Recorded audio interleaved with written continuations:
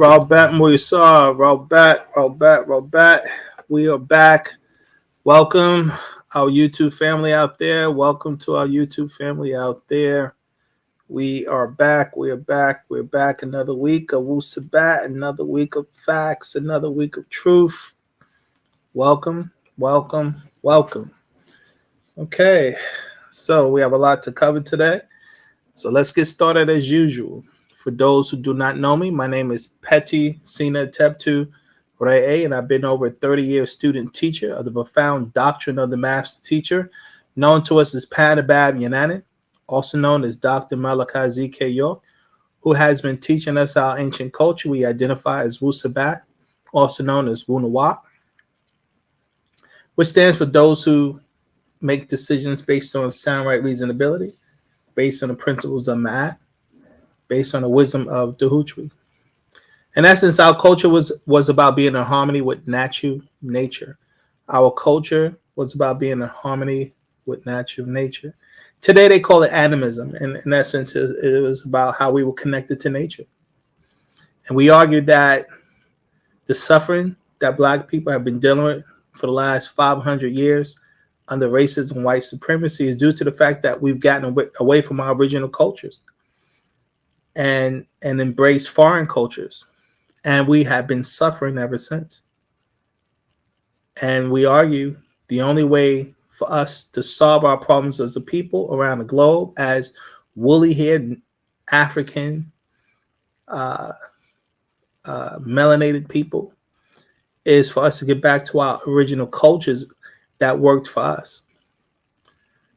Cultures designed to have a people have control over their lives. And when you embrace foreign cultures, you give that control over to whoever is the originator of those cultures. They control it.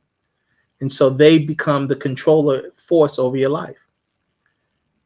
And so the only way for us as a people to restore our power as a great people, as a ruling people, is for us to restore our original cultures. That's designed to work for us. to put us in our status as people who can rule themselves and control our own destiny. Right now, our destiny is being influenced by foreigners. That will not stop until we embrace our culture. And that original culture is Wu-Sabat. So this is what we teach every single week. We explain these things to our people. All of our discussions are based around explaining the importance of our culture, the power of our culture, and how one is to implement these cultural principles into your actions and deeds, how you are supposed to teach these things to your friends, family, children. This is key. So, let's see. Before we get started, our culture is a spiritual culture, and we always do our prayers, right? You know, and prayer is a part of our spiritual practices, as well as meditation, concentration, breathing techniques, visualization techniques. All of these things are designed for our spiritual development that we've lost, to teach you how to raise your vibration in order to communicate once again with your ancestors who exist on higher spiritual realms. And prayer is one of those techniques that we use to do just that. And we pray in our Lahaj language called Sabaean. It is very important to learn the language. Can't stress that enough. So we're going to say the prayer in Sabaean. For those of you guys know what we do.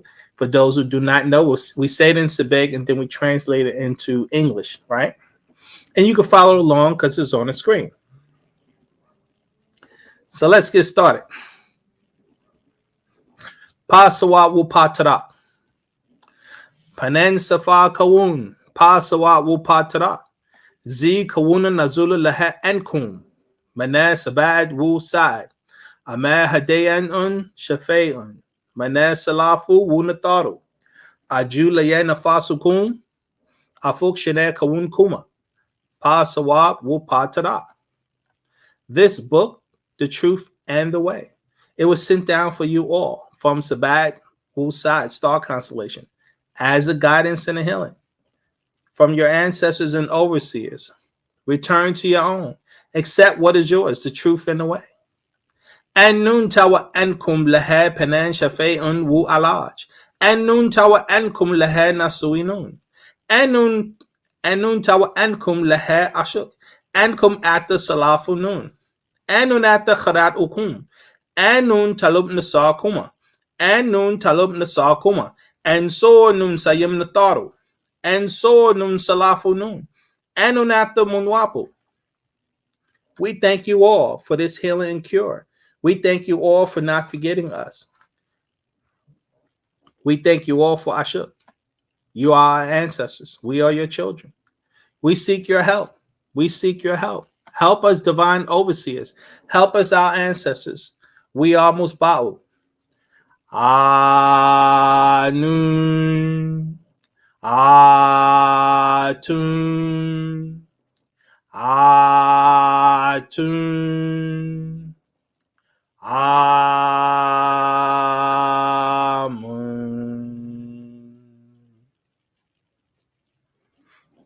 Jennifer. Alrighty then, let's see. Now that's done. For those you guys know, every week we go over the core principles of Wu-Sabat / Wu-Nawat. For those who are not familiar with it, we do this for the sole purpose of all of our discussions and lectures we have on our YouTube page is centered around our core principles. Because one must know these core principles so that you can implement them into your actions and deeds every single day, right? This is designed to make you a better person. This is what our discussion is about today, right? How to be a good person. And it's about living the principles of Wu-Sabat. And this is why we go through this. And so we're going to get into it a little bit more detail today. In hopes that this is a guidance for those who are following the path of Wu-Sabat. Okay, so principle number 1 is Ashak. Ashak stands for divine love, or the power of love. Our whole culture is based on that. Ashak is the actual creative force of existence itself. And so your goal as a student of Wu-Sabat is to connect with this creative force, and then you'll be in the power of love. You become one with the essence of the creator. And you will live for the creator and not for yourself. I repeat, you will live for the creative force and not for yourself. I repeat, you will live for the creative force and not for yourself. Principle number 2 is resurrection. The goal of every Sabians, every student of Wu-Sabat is to restore yourself, to learn to open your third eye, to become goddesses and gods once again, as your ancestors prior to 6,000 years ago. All of our ancestors' third eyes were open. Now, within the last 6,000 years, all of our spiritual eyes are closed. So we have no connection to the higher realms. You must fix that. Principle number 3 is the wisdom of Dahutri and Ma'at. Dahutri stands for our divine mind, and Ma'at stands for order. We did discussions on that, so definitely check those lectures out. Principle number 4 is relationships. As an African people, Native American people, we live of, for, and by each other, right? We did a discussion on that, so definitely check that out. Principle number 5 is morphic resonance / matrix. Morphic resonance deals with sounds, tones, colors, frequencies, vibrations. And the matrices are the manifestations of those things. Principle number 6 is Leviathan. This is what we're at war with, family. Leviathan stands for moon culture, aka religion, aka Western culture. We did a discussion on that, so definitely check that out. Not to mention, the master teacher has written maybe 6-7 books just on this one subject matter. Principle number 7 is soul / spirit. Your soul is your emotional force, and your spirit is your life force.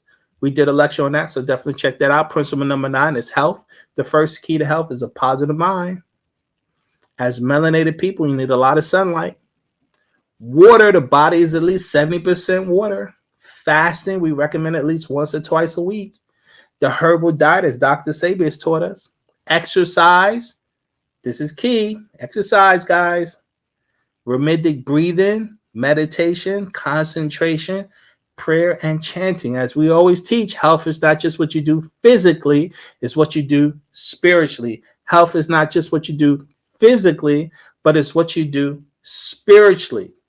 Our people are suffering health-wise because they don't understand that. They don't know that you have to have a balanced approach to health from a physical and spiritual perspective. But since we lost our spiritual knowledge, we don't know this.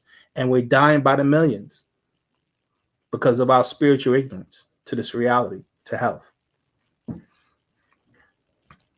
9th principle is to acknowledge the creative force we identify as poet. Poet just means all. You can't add to all because where would you get it from? You can't take from all because where would you put it? All is. And the creative force of poet is based on what we call a smack. Cycles, this perpetual cycles. Existence is based on perpetual cycles. And the actual creation energy is achach. We call it achach.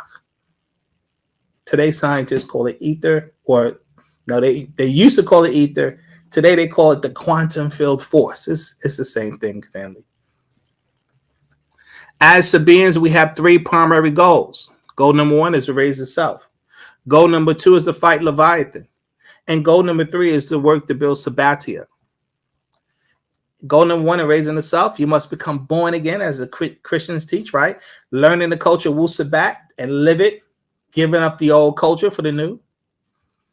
In doing that, your first objective is to correct your name, right? As Sabians, we correct our names. That's extremely important. I can't stress that enough, family. Correct your name.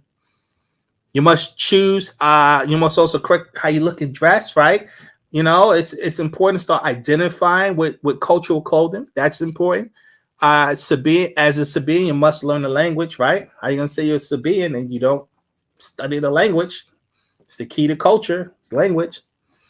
You must study our doctrine every day, which builds your sound right reasoning skills. Studying the doctrine is how you're going to be better at making better decisions, right? That's the whole purpose of the doctrine, is to assist you in your decision-making abilities. This is why we even do these discussions. to help you guys have a better comprehension of what we teach in the books, what the master teachers put out for the last 50 some odd years, so that living the culture becomes easier for you. That's my job. I'm hoping I'm helping. You must practice and master our daily rituals to turn yourself inside out. This is how you're going to open your third eye, by doing the rituals on a consistent basis, family. I know it's a challenge, but you must do it to achieve the spiritual goals we all strive for. And you must always be positive. You must always be positive. Goal number 2 is to fight Leviathan.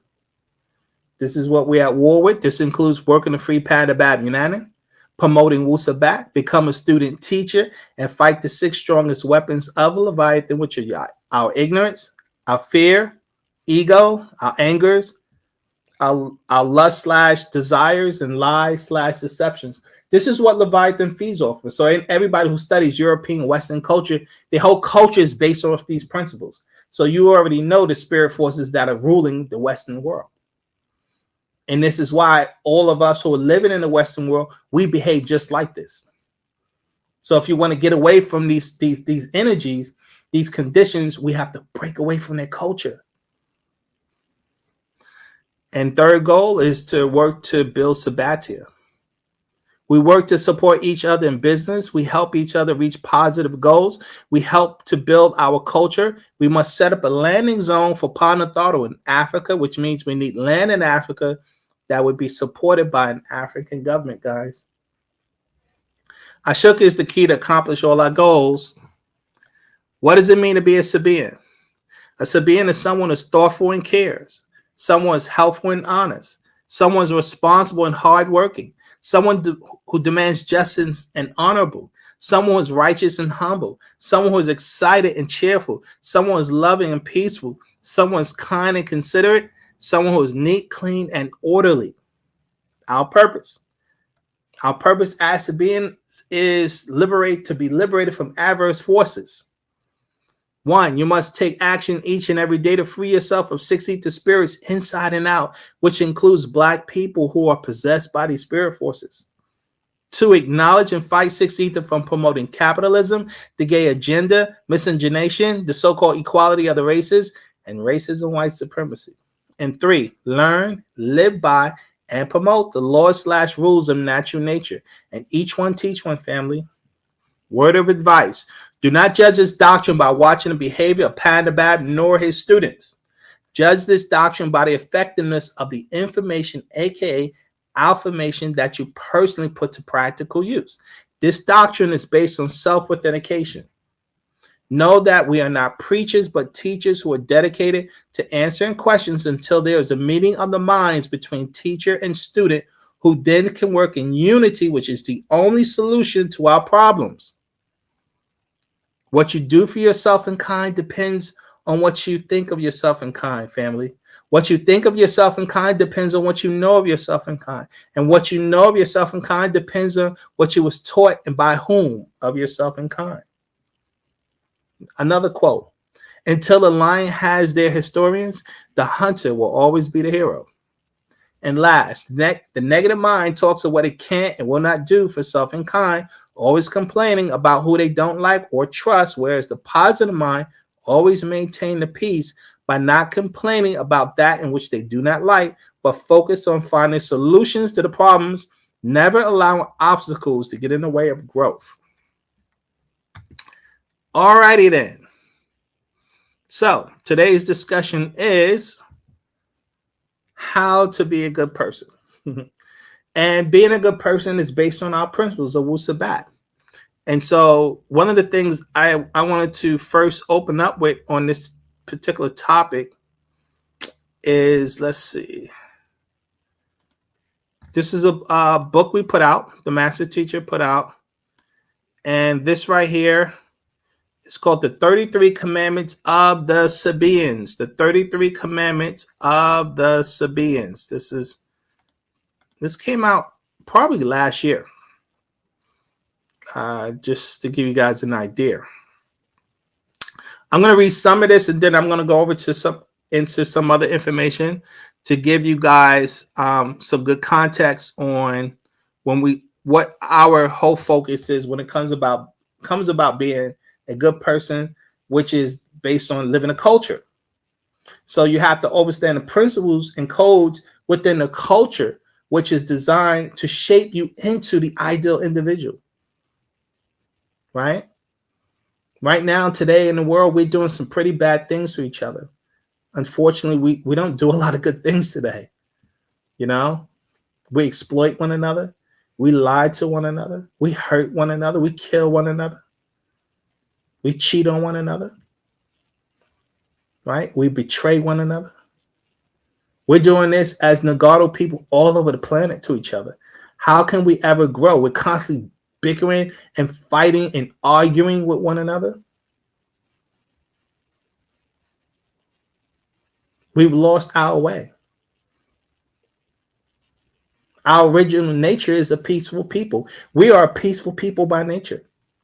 So what happened to us? The culture. When we took on foreign cultures, and when you take on foreign cultures, you take on foreign belief systems, attitudes, and energies. In essence, you take on their spirit forces. And spirit is personality. Spirit is personality. So when you embrace foreign culture, you embrace the spirit of the personality who created the culture. And the spirit or personality of the Western culture is a spirit of Leviathan. It's a spirit of confusion. It is a spirit of deception. It's a spirit of lies and lust and bloodshed and chaos. All you got to do is read their Bible. We learned about murder just reading the Bible.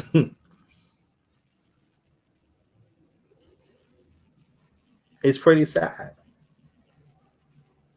But this is the cultures we've been introduced to. And when you look at, what they call the Abrahamic faith, they spread that faith by way of the sword. The Muslims spread their faith by way of the sword, and the Christians spread their faith by way of the sword. Anyone who wants evidence on that, just read what the Christian Pope was saying when he was spreading Christianity 500 years ago. He said they either take the Bible or the sword. He called us pagans. Pagan is not a negative word, family. Pagan is a Sabaean word. Pa, pagan, P-A, pa, which means the in our language, and Gan, G-A-N, Gan, which means the garden in our language. All it meant was those who lived according to nature, those who lived by nature, nature's rules. That's all pagan meant. And they was mad at that we lived in harmony with nature, and they wanted us to live according to their Bible or their Quran, and they persecuted us for it. And so they whipped and beat us into submitting to these foreign ways. And we have been suffering ever since. So if we want to know why the world is in chaos, well, we embrace culture that it spread itself through chaos. So how do we become good people? By renewing our culture. This is what the master teachers dedicated himself into doing, restoring our culture. So now in this, the 33 commandments, I'll go over some of them, which is about, teaching us our code of conduct, right? So let's get started here. Anuki yakah anuki. I am who I am. Anuki yakah anuki. That's what it translates. I am. Anuki means I am. Yakah means who. Anuki, I am. So 1, I, chasus, honor. Chasus means honor. My hareu, parents. Hareu means parents. So that's, as a Sabaean, you must honor your parents, family. That's the first key to being a good person, right? Honor your mother and father. That's a biblical thing, so that your days may be long. Farrakhan loves quoting that.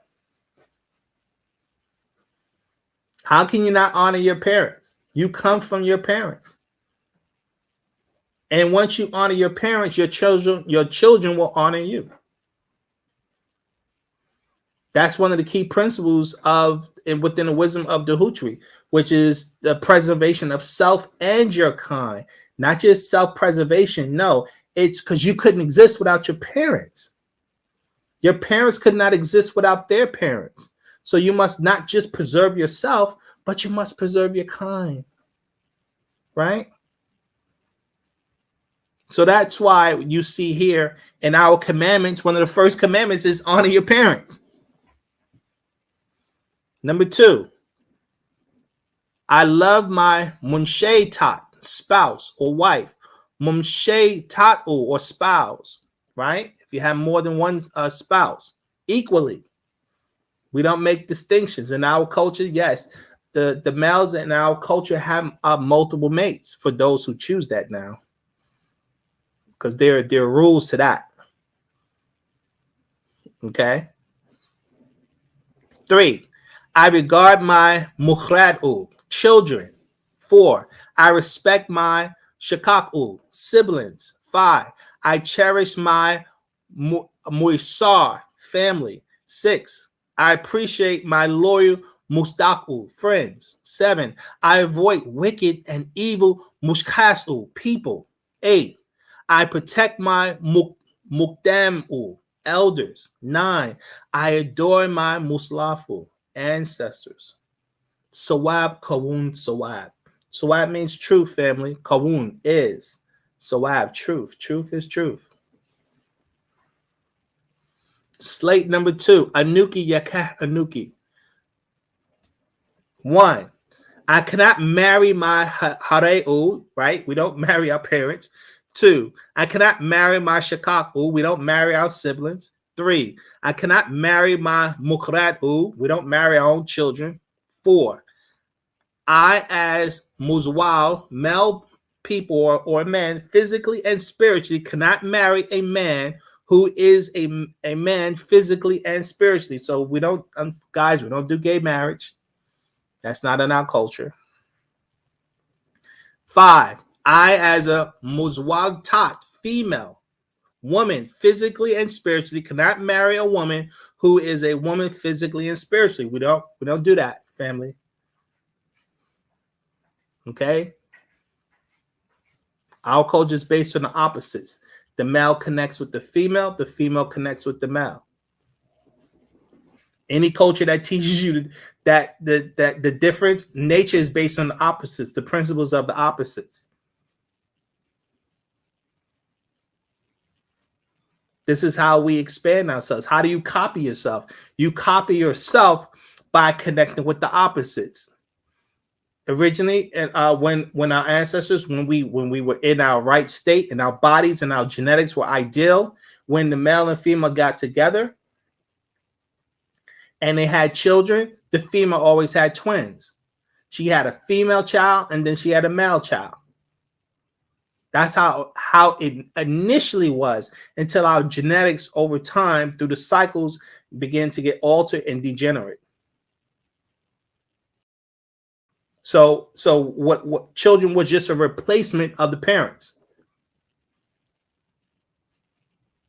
And when you gave birth to the children had the memories of the parents. In essence, that's how we cloned ourselves. That's a science all to itself.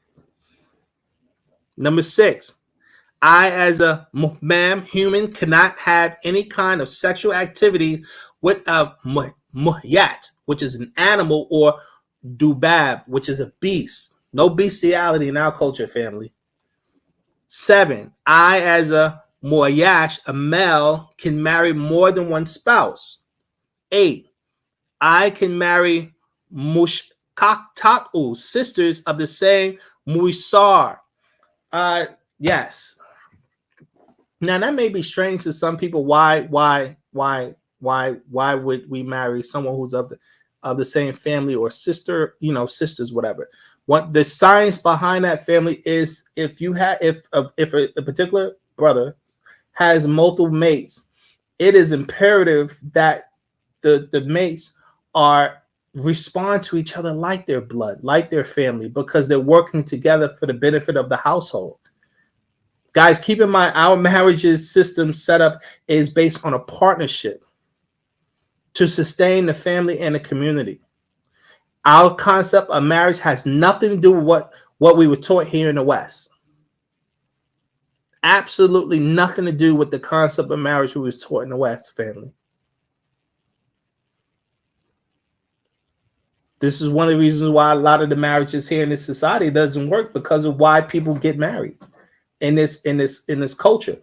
Again, our concept of marriage is a partnership where the male and the female are working together to sustain the family. It's not based on this concept of love. You love the person on their wedding day. After 3 years, you get tired of them, and I don't love this person no more, and then you want to divorce them or get rid of them. That's not love. We don't understand that the science. That's why we teach Ashak. It's connecting with the creative force, and once you do that, your job is to serve, to help so that your family, your tribe, your nation can prosper. Everyone exists to serve, to be helpful. In this culture, it's about serving the self here. That's all capitalism is about. Self-service, to serve yourself, and enhances the ego. That's why a lot of relationships, they fail, because of why they even go into the relationship.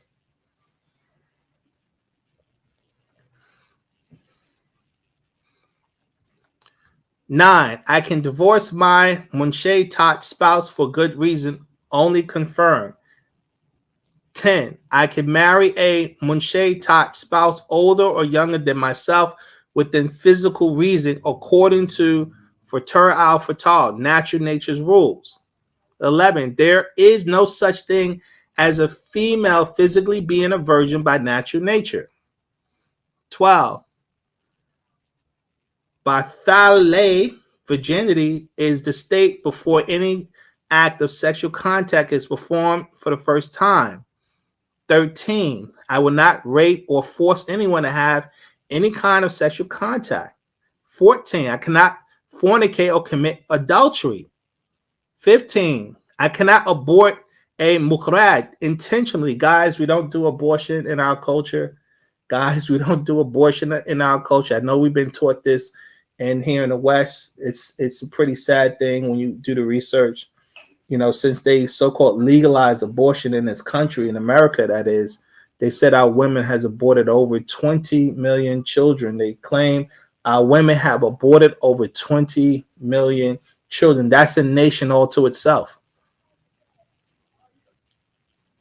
Now, there are exceptions, guys. There's always exceptions. We're not fanatics like the Republicans talking about no abortion, no exception. You know, there are exceptions, you know, rape and other scenarios. So no, we're not fanatics like this. Understand that, family. But as a general rule, women are using abortion because we have these we live in a culture that it's about, you know, going out on a date, meeting the guy, having sex as a casual thing. Guys, we don't do that Wu-Sabat. And then you get pregnant by a guy you don't know, and yeah, of course you want to abort that because you don't know the father. Well, that type of behavior doesn't exist in our culture, and we're wondering why we're our lives are chaotic. What they say, 70% of these children that are being born to women is single parents. You know, they don't have dual parents, because there's no connection between the mother and the father. They just use sex as a form of pleasure.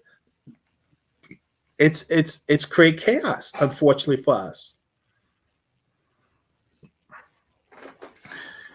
16, I do not have boyfriends, guys. We don't do boyfriends in our culture. 17, I do not have girlfriends. We don't do girlfriends in our culture. This is what's promoting all of this premarital sex and in this society.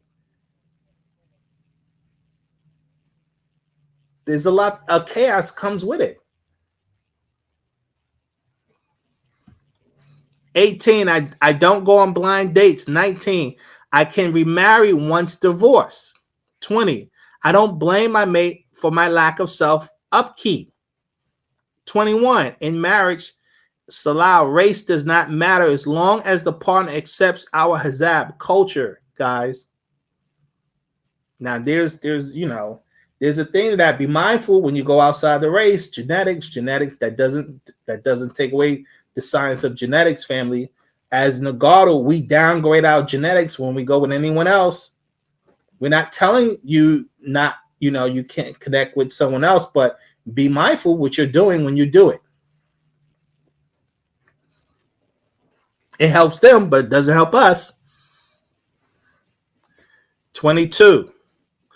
A Muswalatat female, right? Women are entitled to a proper wedding of her wishes. 23. Women, Vanastasu, and men are Roju, masculine in all ways, starting with outer and underdress and appearance.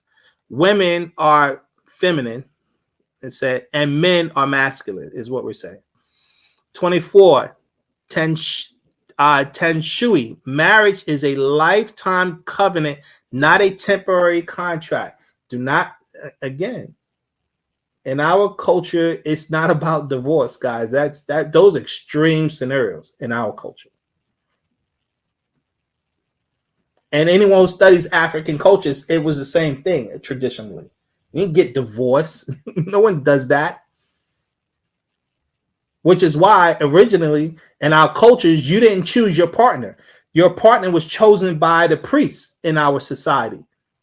They chose your partner based on your nature. They understood your spirit, nature, and personality, and that's how they would choose your partner. Our concepts of marriage were totally different from here in the West.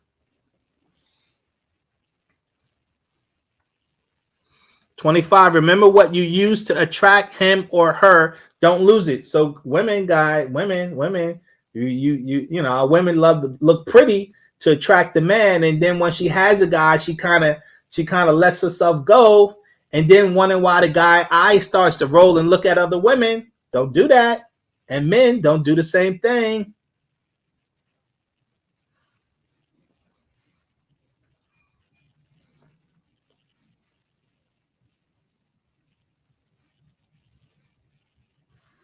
Question.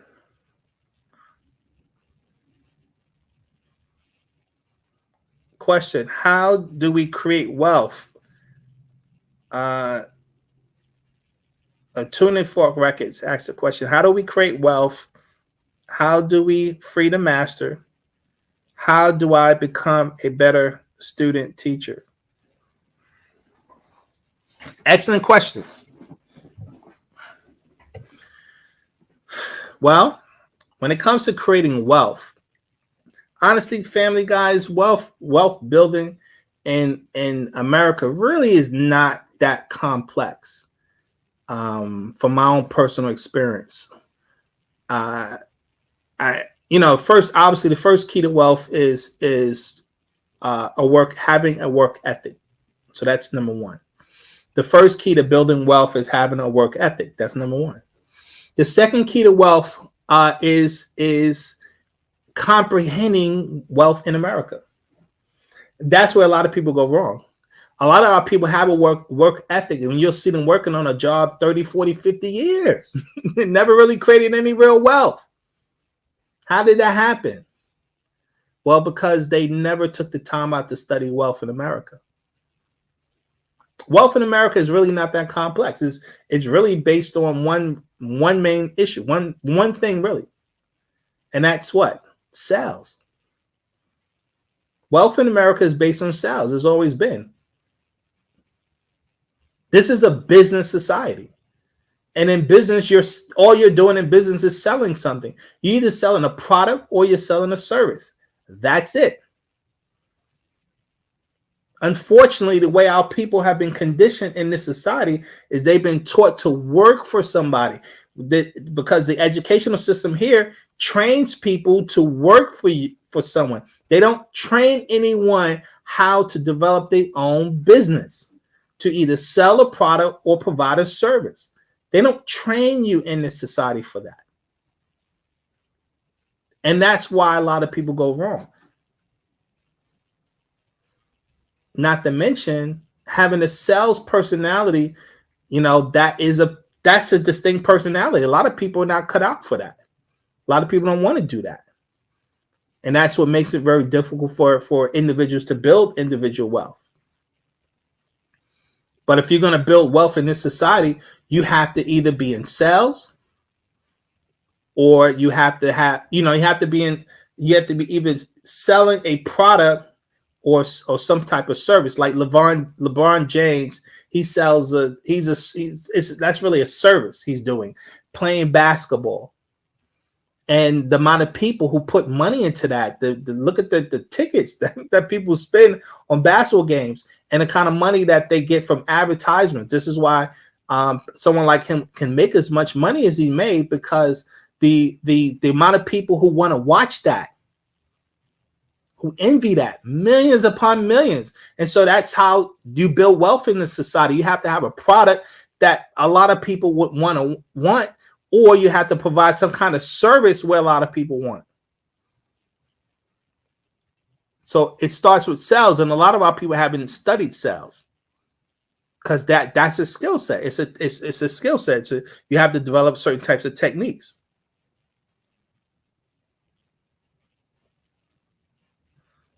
Yes, Allison, sales is about learning how to connect with people, relationships. That's the key to sales. Now, I was fortunate because I kind of started out in the sales industry. And I will say this, here in the West, they open up sales for you, especially if you didn't go through the educational system. So I didn't go through the education system. I just graduated from high school, actually when I left high school, I joined the nation. I became a student of the master teacher straight out of high school. And then the master kind of introduced us into sales, selling books. So that was actually my first introduction into sales. I was on the street, with my table, and I was selling stuff. And so I that's how I got introduced into sales, by way of the master teacher. We built our whole organization by selling books, literally. That's how we built our organization, by selling books. But that's a discussion all to itself, family. As far as sales and building wealth, maybe we can have a discussion on that. But that's a topic all to itself. But I hope that helps with the answer. Now, how do we free the master teacher? The master teacher taught us how to free him: love and unity. But people don't understand what love is. You can't have unity without love. Let me say that right now. You can't have unity without love. Let me say it again. You cannot have unity without love. But unfortunately, what I've seen is that we don't understand what love is. What we mean is divine love. What is divine love? Is you learning how to connect or tap into the creative force, and you become in harmony with the creative force, and you restore your spiritual awareness. That is what love is about. Or excuse me, that's what ashuk or ashak is about. Ashuk is about connecting back with the creative force. And you can only do that through spiritual development. So the reason why the master hasn't, unfortunately, been able to get out of the situation, because unfortunately, the students haven't done that. They're not focused on their spiritual development, unfortunately, from my own personal experience now. And if anyone who studies what's going on in our organization, who's familiar with what's going on, you see a lot of bickering and a lot of back and forth challenges among. Why? Because that's negative energy going back and forth. And when you have negative energy going back and forth, what are you doing? You're feeding 6 ether forces. The only way to defeat 6 ether is through 9 ether. Let me repeat that again. The only way to defeat 6 ether is through 9 ether. Let me say that one more time. The only way to defeat 6 ether is through 9 ether. There is no other way. And how do you manifest non-ether? The only way to manifest non-ether moving through you, you have to connect with nature again. You have to be in tune with your higher self. And this is what's not happening. And I can quote from book after book after book as the master teacher explaining this from the very beginning till today. So until that happens, unfortunately, you're going to see the challenges. One issue, one setback after another, because we keep blaming. You'll hear us talk about, the master teacher's freedom is being sabotaged. Well, how is it being sabotaged? It's being sabotaged through 6 ether forces. Well, how do you overcome it? Through a non-ether. Only a non-ether's force can overcome what the 6 ether is doing. So that tells us, it stands to reason, if we had not been able to overcome the 6 ether forces sabotaging things, that's only because we're not channeling 9 ether forces. That's why. And the master teacher wrote a book about it. This is the Master Secrets number 4. The Master Secrets number 4. For those who may not have it. The Master Secrets number 4. Pull it up for you guys so you can see it. And he explains it in here. So I think I went over this once before.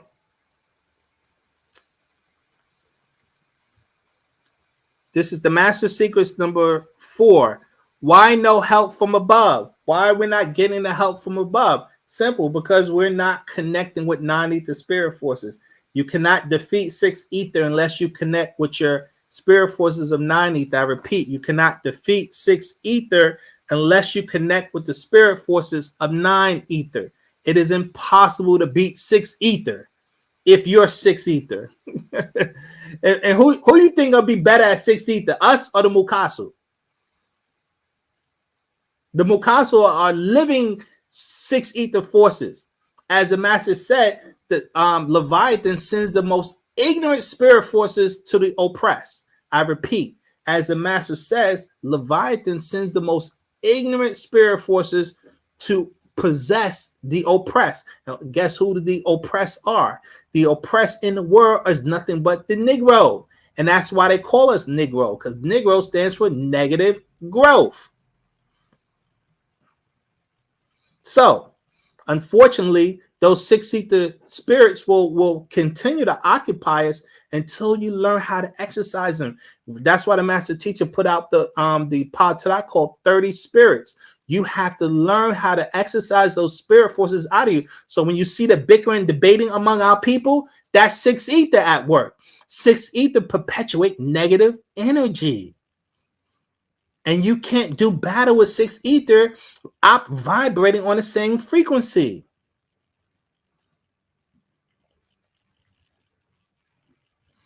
Gawada, talking our language will free the master teacher, but you got to be clarity. The only reason why you speak the Lahaj, the language, is to raise your vibration into the realm I'm explaining about, into the realm of connecting with non-ether forces.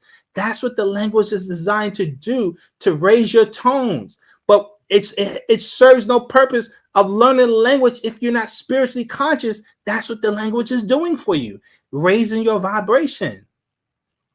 So it's not just the language, it's not just speaking the language, it's raising the vibration that the tones in the language is doing for you so that you can connect to higher forces.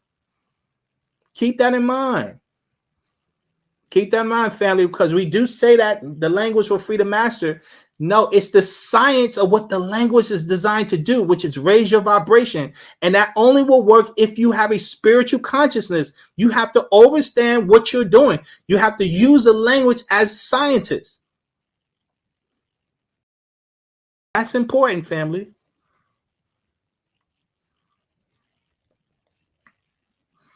And the last part of Tunis Fork's question, how do I become a better student? Well, obviously, any good student studies, right? Study, study, study, study, study. Read, read, read, and study, study, study, and teach. Because when you start to teach and teach people about the doctrine, you'll actually see, okay, you'll get clarity on what you know versus what you don't know, because you're gonna get feedback from the people you're trying to teach. And that can help you on your journey, because if you don't, it's like studying something but you never go out to test it. And so because Wu-Sabat, you live Wu-Sabat, it's a living culture. You live it, and you expose it, you teach it to others, and you will know how good of a student you are becoming by how good of a teacher, and you know how good of a teacher you're becoming by how effectiveness are the students, are the people who are listening to you. Are they following the examples of things you're teaching them to do? Are they comprehending what you're saying, where they can begin to express the culture themselves? That's how you measure whether or not you are a good student, by realizing whether or not you're a good teacher. So I hope that helps too. And as far as eating moths, number 21, let's go back to number 21 in our book.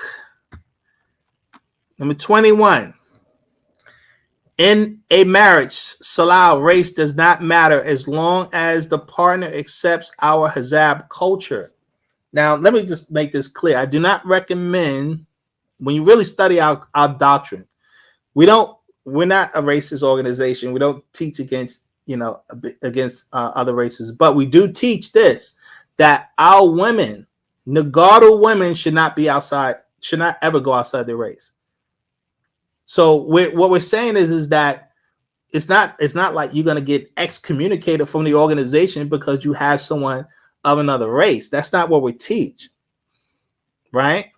What we're saying is that we don't advise anyone in our race to do that, because you downgrade your genes, especially our females should never go outside, the race.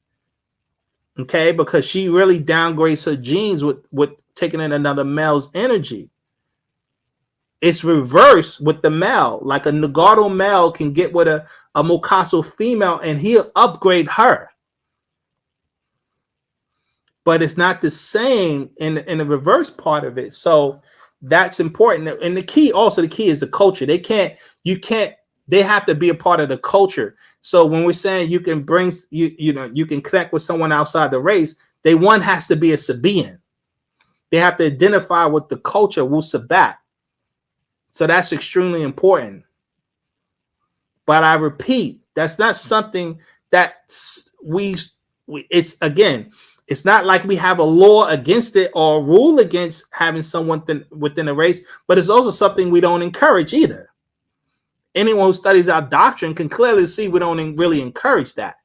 But we didn't create a rule against it, so to speak, is what I'm saying. Like we have a rule against same-sex marriage.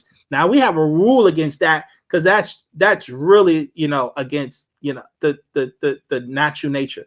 That behavior is really a part of unnatural nature. So that's important, to keep that in mind. But as far as connecting with another race, see, that gets a little tricky because of the fact that we've all been mixed in so much in the last 6,000 years, and so that maybe this is why the master has that wiggle room and say, okay, if you are connected with someone outside the culture, outside the race, not the culture, they have to be in the culture, but if they're outside the race, then there's an opening for it. But again, I repeat, it's not like we recommend that. So I hope that's clear. Now let's keep going. Let's see. Yeah, 24. Ten Shui. Marriage is a lifetime covenant, not a temporary contract. 25. Remember, what you use to attract him or her, don't lose it. 26. Muzwal. A male or man have to look good as well, not just muzwaltat, a female, right? So take care of your body, guys. Male and females, take care of your body. You have a partner. Stop. Don't let yourself go and then start complaining when your partner is looking at someone else. Keep that in mind. 27. Mojal'u, men or masculine, have to help raise the mukratu. Guys, men, you have to participate in the raising of our children. Okay, that's not up. You don't put the children totally on a female. You got to assist with that process, with feeding the little ones, changing the little ones, training, teaching and training little guys. I did that. I had 3 children. I did all of that. I fed them, I changed them, I watched them, and I homeschooled my children. My Hamatet at the time, she didn't do it. I actually did that. So I educated them. So you have to put the time into your children. No excuses. 28. Don't have more than one munshaitat wife without seeking the approval of your first munshaitat. Guys, you cannot take on another hamatat, another wife, unless your current hamatat agrees. And she actually wants to do that. You have some women who want to do it. Unfortunately, if she's raised in the West, more than likely she don't. But, if she understands the science of it, yeah. But that whole process goes through the female. Because it's about, guys, remember, marriage is a partnership. It's about making the family stronger. So the female she has to be a base around that. Not the male, like in Islam, men control that. That's not our culture.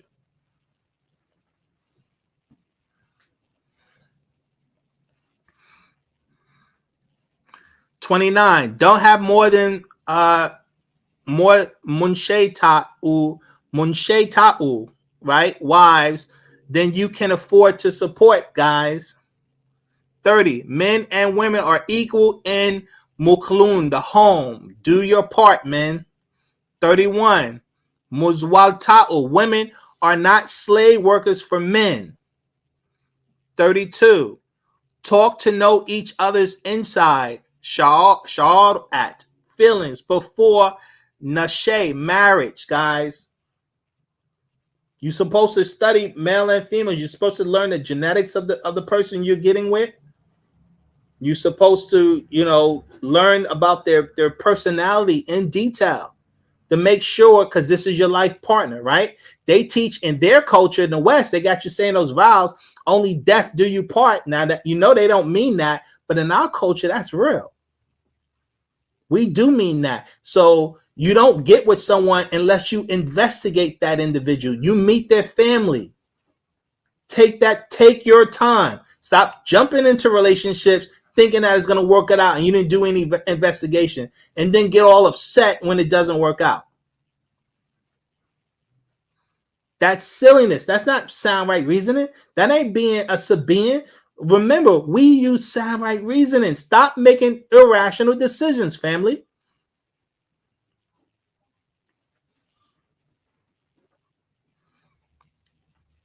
Janas, sex is not marat, love, guys. Sex is not love. That's what y'all need to stop calling it making love. Because it confuses the process. It really does. Because people are associating sex with love. And then because what happens? What? Guys, love is the sun. The sun is love. The sun shines on us every single day without failure. It doesn't judge us because whatever we're doing. It's going to shine on everyone equally. The earth bears vegetation for all species equally. That's what love is. It doesn't discriminate. It doesn't pick and choose. That's what humans do. You love the person today and then you hate them tomorrow. That ain't no love. You never loved them if you don't like them no more. That's silliness. And when you confuse the concept of sexual relations with the concept of love, you degenerate the concept of love. That's why we say ashak. Ashak is one connecting to the creative force. I repeat, ashak is one connecting and being in harmony with the creative force and living according to nature.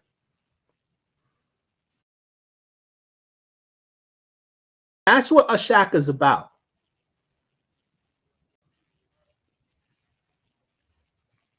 Not what we call in these relationships, guys.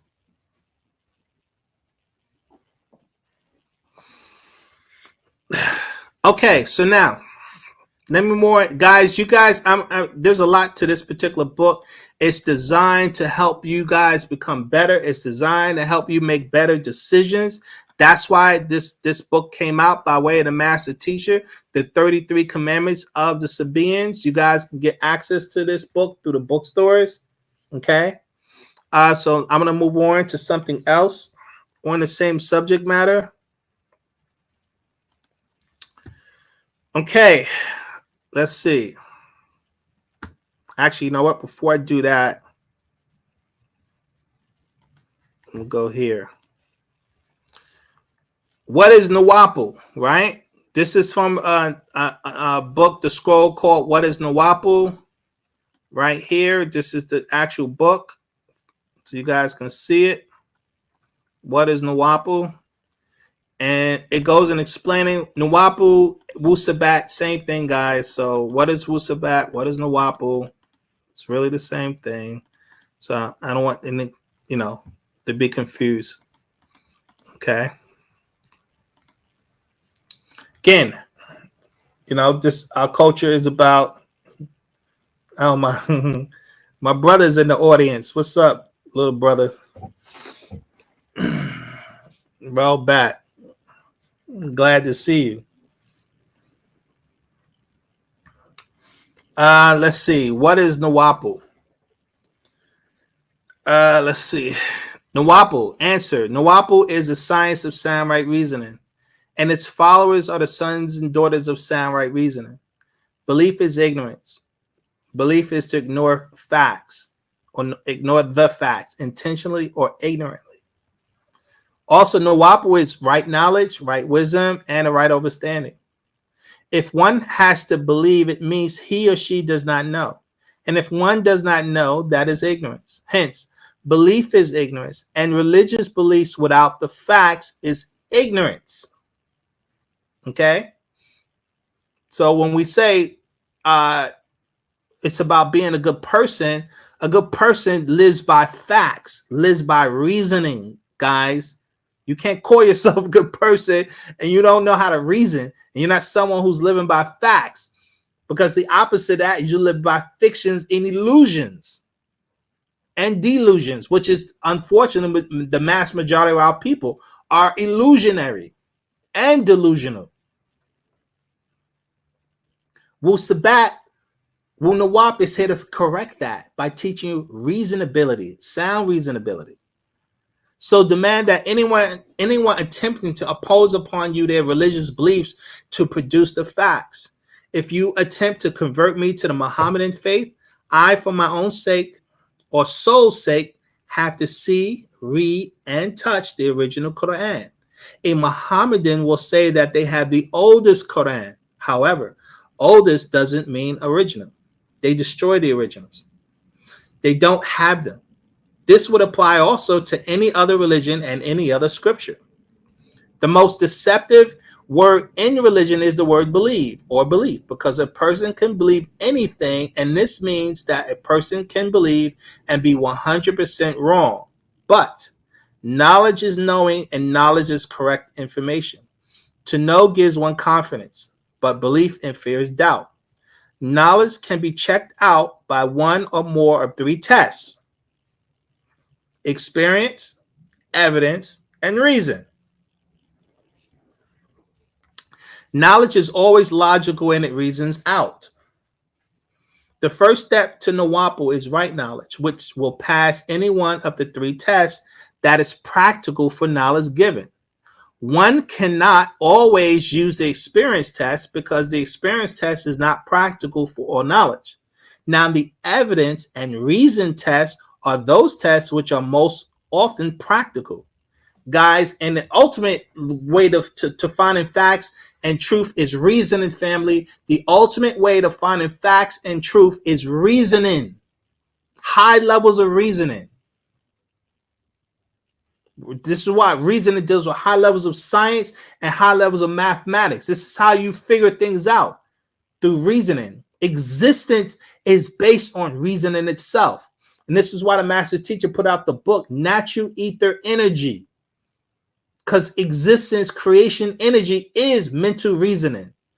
I highly recommend looking into that particular scroll that goes into detail about reasoning, sound reasoning. Reasoning is how you solve problems, come to conclusions. And you enhance your reasonability through the rituals, meditation, and concentration exercises that teaches you how to raise your vibration. It allows you to harness ether energy into the mind and enhances your perceptibility, your reasonability. Yet, NoopooH is the science of experience, evidence, and reason, because non-ether is the power of reason.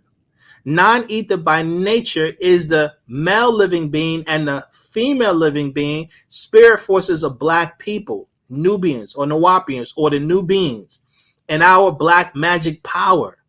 There is an hypnotic spell called Amam or Leviathan that was cast upon blacks everywhere. It is a spell of sleep of the conscious mind, also referred to as a state of amnesia.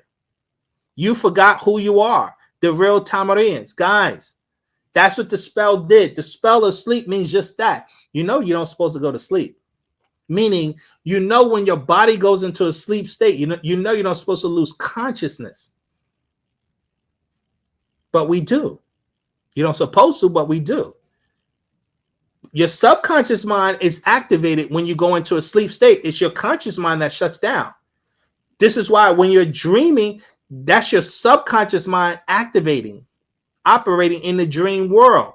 Lucid dreaming is to be able to move your conscious mind in alignment with the subconscious, where now you're conscious in the dream state, which is all of us supposed to be like that. You're not supposed to lose consciousness when your body goes into a sleep state. That's what the spell did to us. It fractured our minds. And the only way to fix it is you have to raise your vibration. You see, Nubians is a new being from the Atumites, or what they call the Adamites, not the Bible Adam, as it says in Genesis chapter 2, verse 19, guys. Those are the Canaanites. The Bible is really about the Canaanites, not the Atumites. The Atumites we're connected to them. That's a whole nother discussion. I ain't gonna go into that. But for those who know. Now, the new being, or the Enocytes, and Enocyte means we became mortal. We forgot. We became forgetful creatures. That's why we keep forgetting, because our minds have been fractured, as I was talking about earlier. The scientific name of non-ether will be disclosed. We already know it. This book came out in 2001. The master teacher explained the scientific name of NoopooH is NoopooH. We've put that out in an actual facts number 12. The ultimate reality is called the master's secrets number 12, called the ultimate reality. And he explained the scientific name of non-ether is NoopooH. Okay. Now, non-ether forces first visit the minds of their posterity, their descendants. You hear that? I repeat that again. Non-ether forces first visit the minds of their posterity, descendants, because they know that nothing can be done right unless the mind is right. The mind cannot be right unless it has accepted the right knowledge. You are out of your mind, and in his mind, we think like the Mukasu still. You all share in a mental reservoir which vibrates on the fourth density. Everybody partakes of the mental plane, intellect, and ideas of creation, etc. You vibrate on the third density.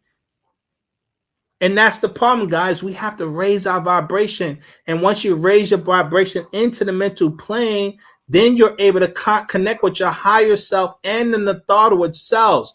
And you'll be harnessing this non-ether energy. This is why the master says, non-ether forces first visit the minds of their posterity. The first step was accepting Wu-Sabat. The only reason why a student would accept it is because non-ether is pulling you to it. It's non-ether telling you this is the facts. This is our original way, and that's what makes someone connect to non-ether. But that's just the initial connection that pulls you to the doctrine, that gets you, compels you to study the books. Now you have to develop yourself spiritually by raising your vibration from the third ether densities. This is where we're vibrating now, on the third density, into the fourth density. And that way you will actually harness non-ether energy into the body. It would expand your reasonability. This is how you become a better person. These are the techniques and the tools, the skill sets.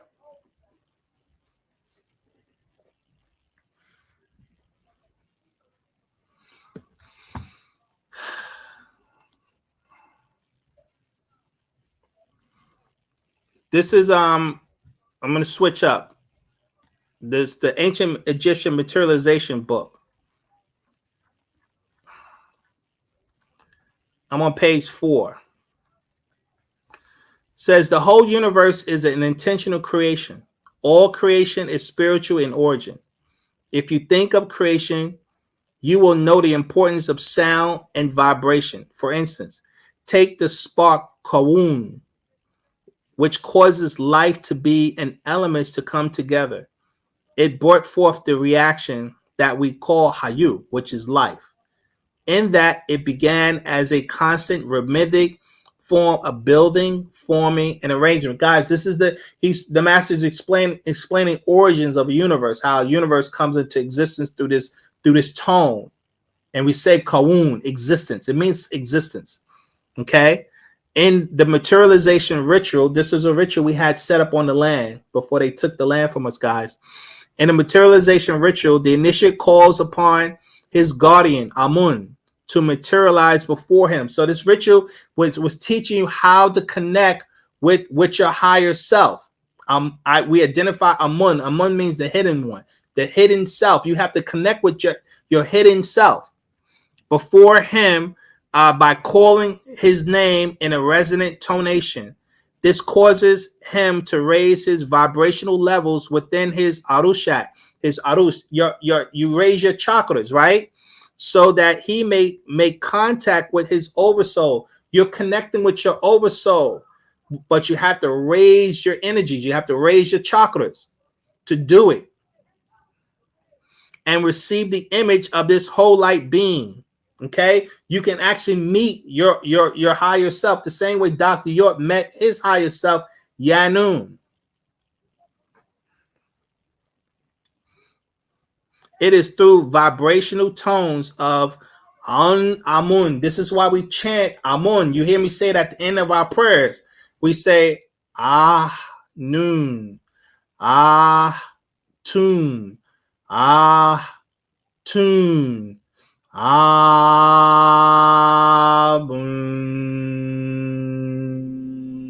Amun,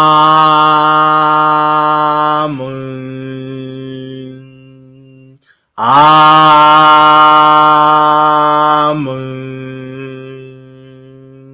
Amun,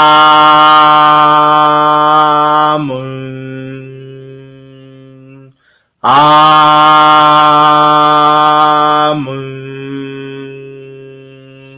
Amun.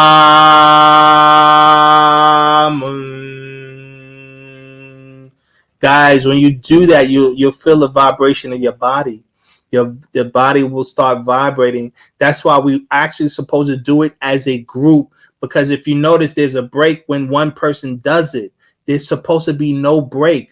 And so we did it as a collective group. So as one one person's tone is going down, another one is coming up. So the tone is constant. This is how you raise your vibration. This is how we do it as a collective force. We're supposed to chant as a body of people, not as individuals. We're supposed to chant as a body of people, not as individuals. And all of our vibrations will raise as a collective. And it will actually open up portals. Now, of course, when we do that, the master is he is the guide. He is the one that who guides these types of rituals. Why? Because he actually knows the exact tone that we should be, or the pitch that we should be on when you're doing certain types of chants like this, especially in a group format.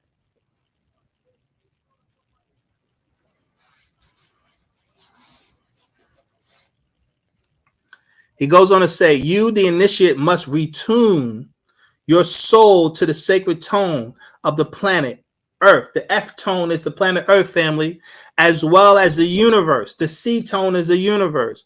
For she, the Earth, is alive. She hums and breathes, and we are part of her, the Earth.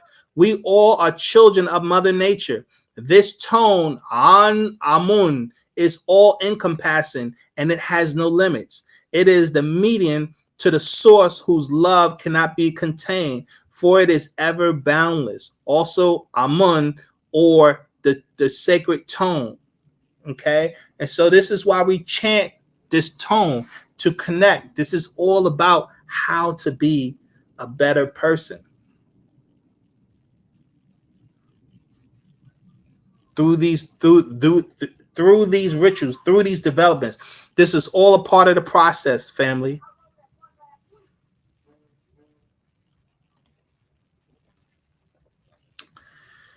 Okay, 3 objectives of the doctrine of Wu-Sabat, right? Musba'u must turn themselves inside out and outside in. We must balance out the material, which is our physical body, versus the immaterial, which is our spiritual body. This is the goal. You must be in your physical body, your cells must learn to be in harmony with the spirit body. And you can only do that by raising the vibration, and you do that through the chanting I just showed you guys, through the meditation rituals, through the concentration rituals. This is how you raise the cells, your cells of the physical body, to be in alignment with the spirit force of yourself. Number 2, Musba'u must overcome the spell of Leviathan, love of Western culture and its ways. Number 3, Musba'u must live of, for, and by each other, building a life together in growth and harmony. We must practice group economics and pool our resources. These are the 3 keys that Wu-Sabat is teaching us. We go over this. I go over this in the beginning of our discussions, the principles of Wu-Sabat. Just, we use a little bit different language. The 6 principles of evil spirit being possession that keeps Sabians from working together in Ashak Wu-Hatat. 1, ego. Ego causes people to focus only on individual wants and needs, guys. You must conquer that part of yourself. 2, lust. Lust causes people to live by uncontrollable desires. That's why people have porn addictions, alcohol addictions, food addictions. 3, fear causes people to lie, cheat, deceive, and not be responsible. Fear is why our people don't want to fight racism, white supremacy. They're literally afraid of the white man. So we relinquish our responsibility. Fear. 4, the negative mind causes people to look for faults in persons, places, and things. Negroes are constantly looking at their faults. We're really good at picking out the faults of each other. That's a huge problem.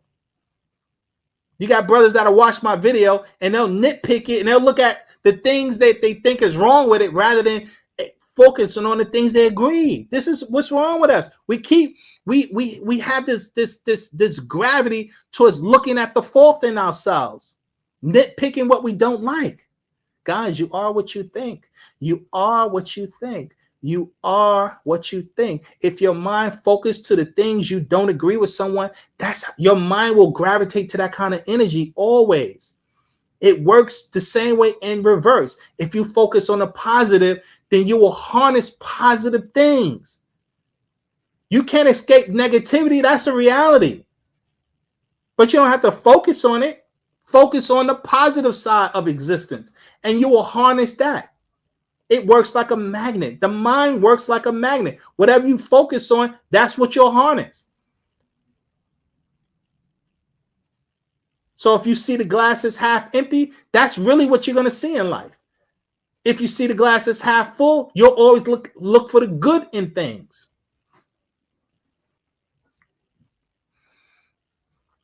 Number 5, ignorance causes people to make emotional, unintelligent decisions based on no facts. Why do you think so many of our people are religious? Millions upon millions of people, they don't investigate none of it. And they wonder why the world is in chaos, because you're making decisions based on beliefs and not facts. And as I said many times, that's what causes someone to get on a bus with bombs strapped to them and say Allahu Akbar and blow it up, because they believe they're getting a one-way ticket to heaven. They believe they're doing the right thing. Just like how we pay taxes without demanding that we get something in return. We just believe. We just do things on faith and belief. It's ridiculous, guys. Wake up. We must wake up. This is how we become better. Number 6, laziness causes people to procrastinate and not accomplish goals in a timely manner. This is from a quote from the Holy Tablets, right, guys? Chapter 5, tablet 6. I've updated some wording in it just so you guys know. But I'm going to read this. I put Pa'ut in the tablets. Anyone who reads it, they'll say El Kalun.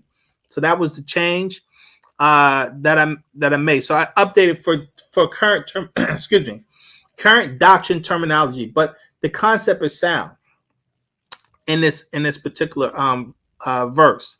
It says Pa'ut is the builder of builders, creator of those beings, Natharu, who created the skies and the planets. Creator of Re, also. Pa'ut thought and things were. Things were and motion became. Motion became and life was. Life was and is and shall ever be. And being there was positive, and for positive to be it bred negative. For without negative, you would not know positive. Thus, without evil, you have no good. Without good, you have no evil. All of these things are in the realms of being, and these beings are within Pa'ut. They are not Pa'ut, meaning that the existence is based on opposites. You can't know up without down. You can't know right without a left. You can't know hot without a cold. So obviously negative has to exist in order for us to know positive. And you couldn't possibly know what's positive or good without knowing what's negative. Existence is based on the opposites. Understanding the opposites. How do we make decisions? We talked about this before. You have right knowledge-based decisions, class 1 and class 2. A class 1-based decision is something that feels good, is good for you, is good for others, and serves the greater good. That's the ultimate decision anyone can make in their life. Then there's a class 2-based decision. Something that does not feel good, right? But it is good for you, is good for others, and it serves a greater good, like exercise. For some people, exercise can be a class 1 where it feels good. For other people, exercise can be a class 2. It don't feel good, but it is good for you. It's good for others, and it does serve the greater good. Those are the type of decisions that you're supposed to be making each and every day. Class 1 or class 2. But people avoid class 2 because we avoid things that don't feel good, because humans go out their way to avoid pain in their life. But there's certain pains you must deal with, like exercising or like fasting. That's painful for people. They don't want to do it. But you pay a heavy price for trying to avoid that. That's why our culture is based on ma'at. Balance. You have to have balance within your own personal self. When you don't have the balance, you create an imbalancement. And with imbalancement comes disorder and suffering. Then there's a class 3 and class 4 decisions. Class 3 is something that feels good, right? But it's not good for you. It's not good for others. And it surely does not serve the greater good, right? Something like the junk food we eat. You know, I'm guilty of that. I eat a lot of junk food. It's really bad. I know it's bad. You know, it feels good and it's horrible. We have to overcome that behavior comes from these lower forces, these desires that all of us should be striving to overcome. You got some women, you know, they choose a guy, you know, she might like him, but he may not be good for her. He may be a terror. You have to identify these kind of decisions that you're making in your day-to-day life decisions. Then you got the class 4. That's the worst of all decisions. Something that does not feel good, is not good for you, is not good for others, and surely does not serve the greater good. Some of us are doing jobs like that we hate, that no one should be doing it. And it doesn't help anything.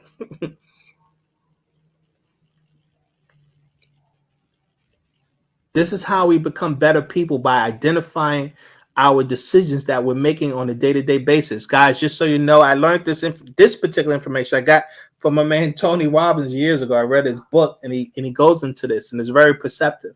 That's why I added it into, you know, what I like to talk about, because it's a very perceptive reality. You know, now the 19 needs of all. Again,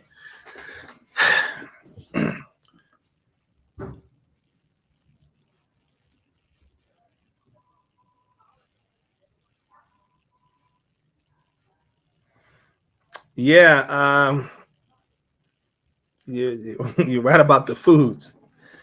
That's a huge struggle for a lot of us, you know, and it's sad. We can control it once we create our own environments. That's the key. They got us because of the nasty environments they have us in. You know, this is how they get us. One of my strengths when it comes to health is fasting and exercise. That's one of my strengths. One of my weaknesses is the horrible food. You know, but we have to conquer all of our adversities. That's what the mission is.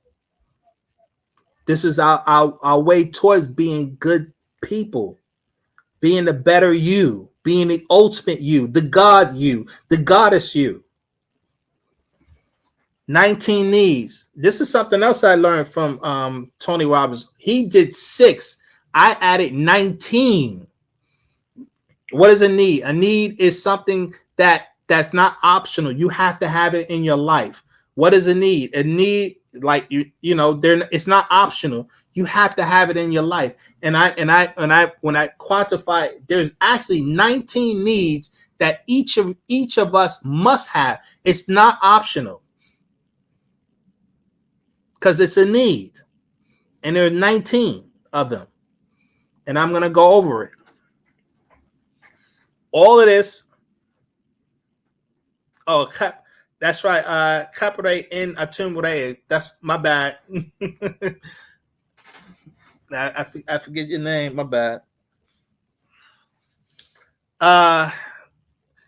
So I break it down into compartments of 6. So you have 6 physical needs, right? And then you have 6 spiritual needs, and then you have 6 mental needs. Okay. And then the last one, which makes 19.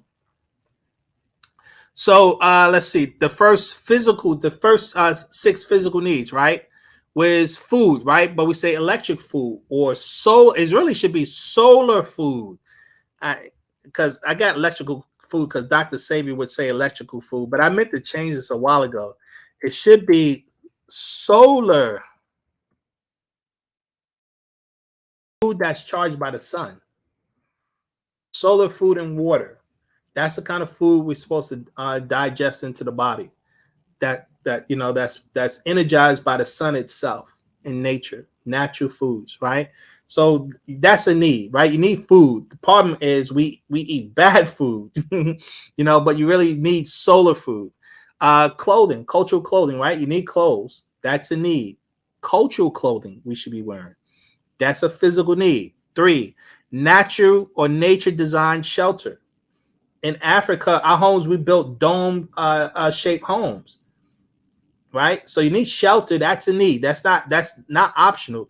And the what we should have is the dome-shaped homes that you see. We build that on the continent, guys. Another physical need is breathing, right? But proper breathing. You have to physically. We all have to breathe. None of us can survive without breathing for 9 minutes. Mostly everyone would be gone or dead, right? So that's a physical need, breathing. But the key is proper breathing. Number 5, exercise or movement. The body must have movement. That's a physical need. It's non-optional.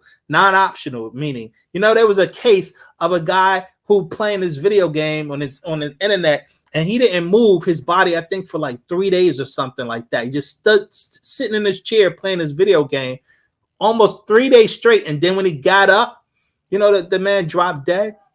Because the body wasn't moving. Something, I think he had a heart attack or something. Something happened. I forget what was the medical condition, but it happened, man. They didn't move for 3 days playing the game. Crazy. And wound up killing himself. Insane story. Number 6 is work, play, rest. Those are physical needs, meaning you have to work.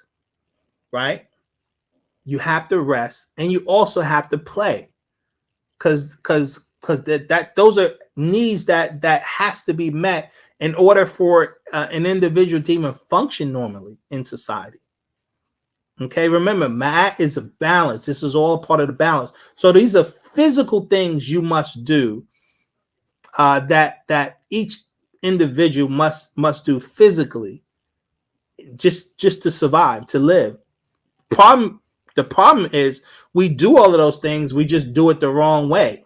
And when you lacking something physically like that, suffering comes from it. That's why I'm explaining this, because we're suffering because we eat food, but we eat the bad food. We have clothing, but we wear bad clothing, right? That a lot of the places we live in ghettos and places we shouldn't be living. So our needs are being met, but they're being met improperly. So there's suffering there. But you have to have your needs met. The question becomes the quality of those needs, right? Then you have 6 spiritual needs. Your spirit deals with one's personality. The need for certainty / comfort. Everyone must have a sense of certainty in their life. That's a need. That's not a want. That's a need. Sense of certainty is what allows you to take an airplane when you want to go somewhere. If you thought you was going to crash and die in that airplane, you wouldn't get on it. So you have to have a sense of certainty. You go to sleep with the certainty that you're going to wake up. If you thought you wasn't going to wake up, or you thought someone's going to kill you, if you went to sleep, you wouldn't go. So you wouldn't go to sleep. It would drive you crazy. The humans have to have a sense of certainty. When you eat your food, you have a sense of certainty that you're not eating poison, and that this is your last meal because it's going to kill you. You have to have a sense of certainty. It is what allows a person to be sound or have sanity. They need a sense of certainty in their life. Everyone does. That's what they talk about when you look at abuse cases, because it creates a sense of uncertainty for children or even women in abuse situations. It can drive someone insane. Okay, so everyone needs a sense of certainty in their life, and that certainty is what creates comfort. Okay, that's a need. That's a spiritual need dealing with your personality. But remember, my opposites, the balance of that, you also need the opposite of that, which is what? You also need a sense of uncertainty. Uncertainty is what we'll say variety. You can't have the same thing all the time. That's what we call that you'll be bored. So we also have to balance that with variety in our life. That's why people like to go out. They like to go on vacation. They like to experience new things. It's variety, to experience differences. That's a need in a person's psyche, in a person's personality.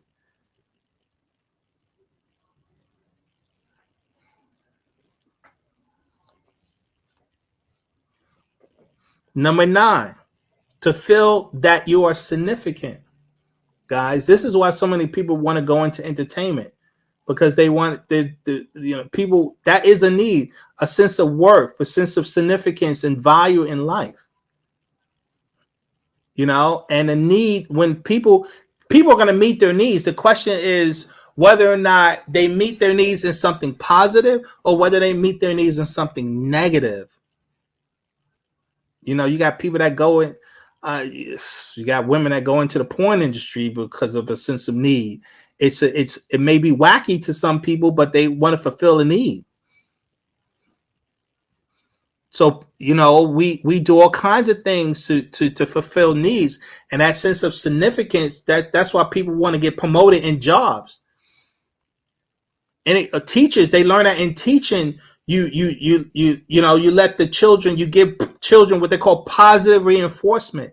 If you don't get that, see, that's what they did to us during slavery. It's one of the reasons why we as Black people, we go out our way to try to, get white people to identify with us, because they took away our sense of significance through slavery. And this is I would argue, a lot of the cause why we look like white people, try to act like them, do all kinds of things to get significance from them, because it's a need. So I repeat, you're going to fulfill your needs. The question is whether or not it's going to be a positive thing you do to fulfill your needs, or whether it's going to be a negative thing. But you're going to fulfill your needs to have a sense of worth. And this is what motivates people's behaviors. Another spiritual need is to have relationships / connections with your fellow humans. Humans have to interact with other humans. That's the need. You learn that in the prison system, when they put people in solitary confinement, it messes you up mentally. There are cases where they say if you don't hug a baby, a child could die. They have to have some kind of connection. Humans have to have relationships. Those are needs.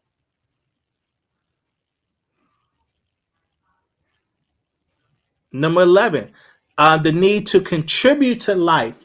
Contribute, that's a need. People have to feel like they can contribute. If you don't fulfill the need, it creates a deficiency in the personality guide. That's why I'm going over this.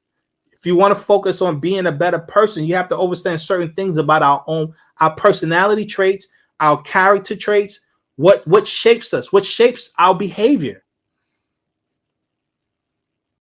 You have to contribute. You have to do something. Contribution is a need. Black people, we're suffering because we're not contributing to the things we should be contributing to, like supporting Black businesses, supporting Blackness in general. A lot of our people don't contribute, and we suffer for it. This is one of the reasons why racism is so powerful against us, because racism wouldn't have an impact on us if we were supporting one another. It would have no effect whatsoever, because racism only works because you feel you need another race, and they get to discriminate against you because of your race. Well, if you didn't need another race, it would never work. But because we don't contribute to one another, helping one another, this is what allows something like racism to even exist in this day and time. So that's a need. If you neglect the need, you're going to have adverse repercussions. And I'm saying we neglect the need to contribute to things we should contribute to, and we're suffering for it. We pay a heavy price when you don't meet a need. And number 12, the need to grow. Life is growth. If you're not growing, you're dying. If you're not growing, you're dying. And people, one of the biggest things they stop growing is in their intellect. That's what we call them mentally dead. And they pay a heavy price when they choose not to grow their intelligence and they think they know what they need to know when they graduate from high school or college, or they don't learn any other knowledge about themselves, they stomp their own growth and development. And you pay a heavy price because that's a need. Nature demands. Life is about growth.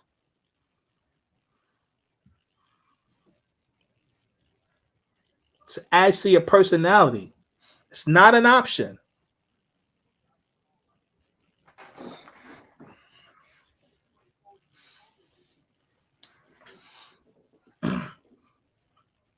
That's not Kim, that's not a scroll I'm reading from.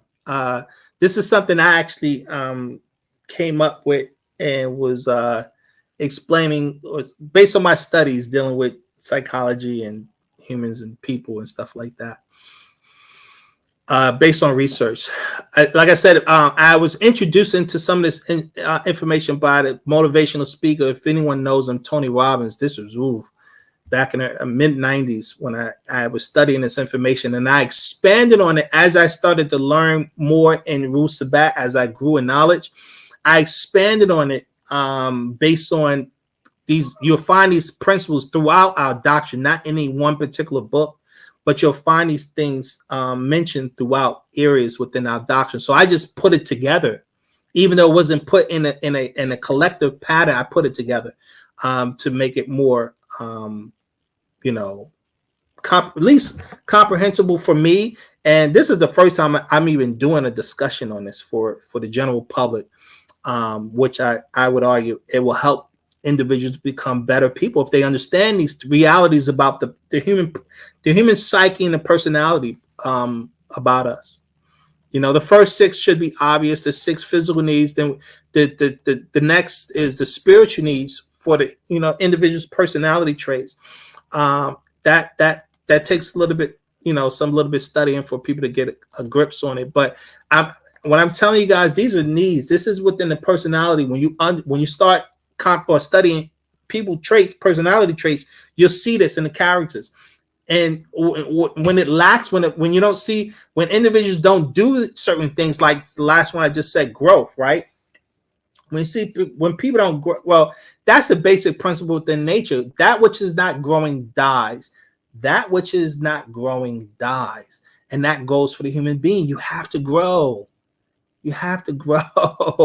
If you're not growing, it dies. And one thing you can grow is an intellect and mental intellect. And as you grow into a mental juggernaut, this is how one moves into the realm of transforming. Our whole doctrine is based on that. You grow in your intelligence. The master came to resurrect the mentally dead. He came to resurrect the mentally dead so that you can grow mentally.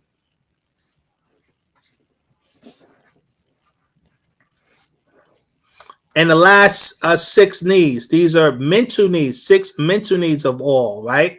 These are needs. They're not an option. Mental need number 1, the need to have right knowledge, to make the best decisions for life.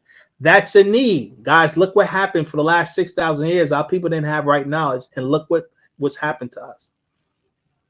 Because we do not have right knowledge, this is why the suffering exists on this planet. That's a need, not an option. You have to have the right knowledge. In essence, right knowledge is nature knowledge. Because we lost knowledge about absolute nature, we suffered. And that's why we was easy prey to take on foreign cultures. Right knowledge is not an option. And for all of our people who reject it, that's why they're suffering. Because it's not an option. It's a need. Not an option. Need number 2, you need to know wrong knowledge. Why do you need to know wrong knowledge? If our people, that's overstanding 6 ether forces. If we overstood 6 ether, we would have never been conquered by 6 ether forces. We would never adapt to 6 ether cultures if we overstood it. So that's a need. Our ignorance was our downfall. Our ignorance was our downfall. Our ignorance has been our downfall.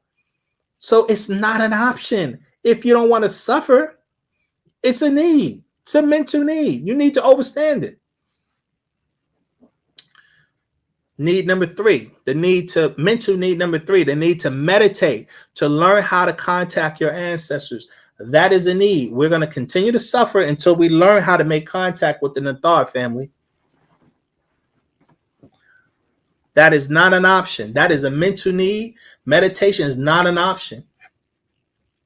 And as long as our people choose not to do that, it's not only meditation. First of all, keep in mind this. Again, we violate the principles of Ma'at. Ma'at is balance.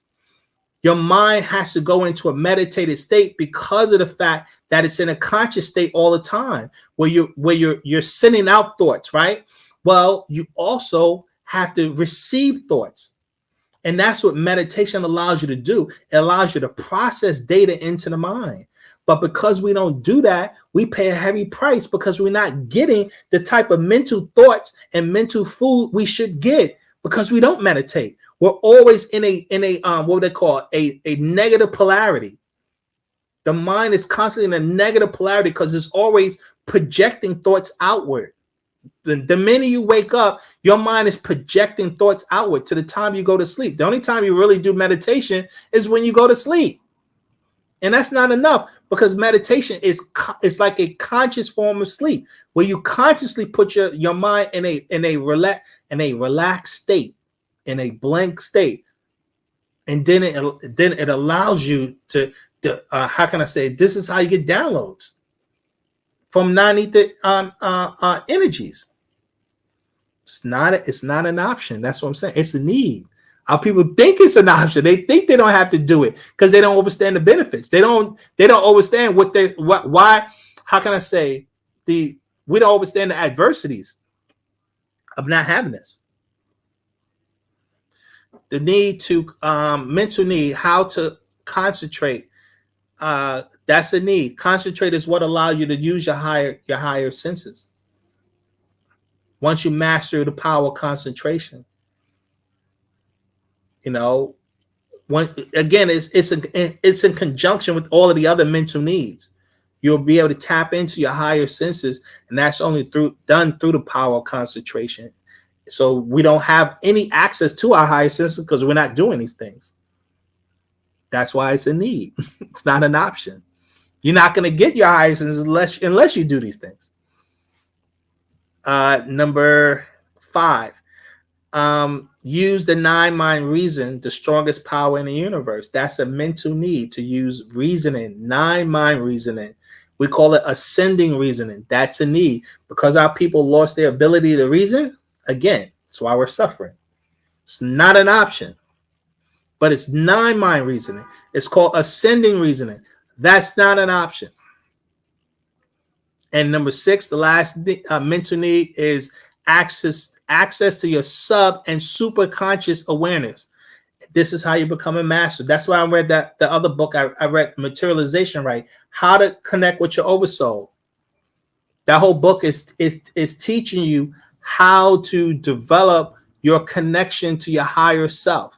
Also, when you read the scroll, The Science of Healing goes into it. If you read the Master Secrets, number 2 and number 3 goes into your mind link, mental link, connecting to the mental reservoir. This is connecting, opening up your subconscious, opening up your superconscious. Also, the emotional energies. Actual Facts number 17 goes into this. They're not optional. Because we're choosing not to increase our mental needs, this is what is allowing us to be, how can I say, played by 6 ether forces. It's not an option. If you don't fulfill a need, suffering is what ensues. If you don't fulfill a need, suffering is what ensues. That's why it's called a need. Because if you don't do it, like breathing, you'll die. Now, there's certain needs that suffering. How can I say? There's a time gauge on that. Now, we all breathe. We don't breathe properly, but we all breathe. But if you don't do it, there'll be an adverse effect. So when you don't fulfill a need, there's an adverse effect. That's how you know it's a need, guys. If you don't fulfill a need, there's an adverse effect. That's how you know it's a need. And the last need is the realization of Papa, or the creative force. That's why in our culture, it's always one has to learn to become in tune with nature. If you don't do that, then we'll be right back to living European Western culture. They're totally disconnected from nature. And this is why the sufferings on the planet, earthquakes, tsunamis, hurricanes, all kinds of natural disasters are happening, killing tens of thousands of people because they have no connection to nature. That's why our whole culture was based around being in harmony with nature, so that we wouldn't be suffering from all of these adverse effects of nature. These are needs. If you don't fulfill a need, suffering will ensue. If you don't fulfill a need, suffering will ensue. Facts all Sabians must know. Facts all Sabians must know. 1, the most destructive habit, worry. The most destructive habit, worry. Don't have that habit, family. Worry will drive you crazy. That's a destructive habit if you have. The most destructive habit to have is worry, family. The greatest joy, giving. The greatest joy you can experience is giving. There's joy in giving. Know this. The greatest loss, knowledge of self. We should know that we should know that how can I say the effects of us losing the knowledge of self. Look what's happened to us in the last 6,000 years. There's no loss greater than that for us to lose. Knowledge of self, family. The most satisfying work, helping others. The most satisfying work, helping others. The ugliest personality trait, selfishness. The ugliest personality trait, selfishness. The most endangered species, righteous black people. The most endangered species, righteous black people. Unfortunately, so many of our people are unrighteous. They choose not to do the right thing. They choose not to find the right path. And very few of our people have chose righteousness. You know, we are in the minority. Those who choose Wu-Sabat, we are in a huge minority. Our people don't choose righteousness. Our greatest natural resource, our youth. Our greatest natural resource, our youth. My grandfather used to say, youth is wasted on the young. He used to drill that in me. Youth is wasted on the young. It's a great resource. We have to learn how to use it. So it's always about the children.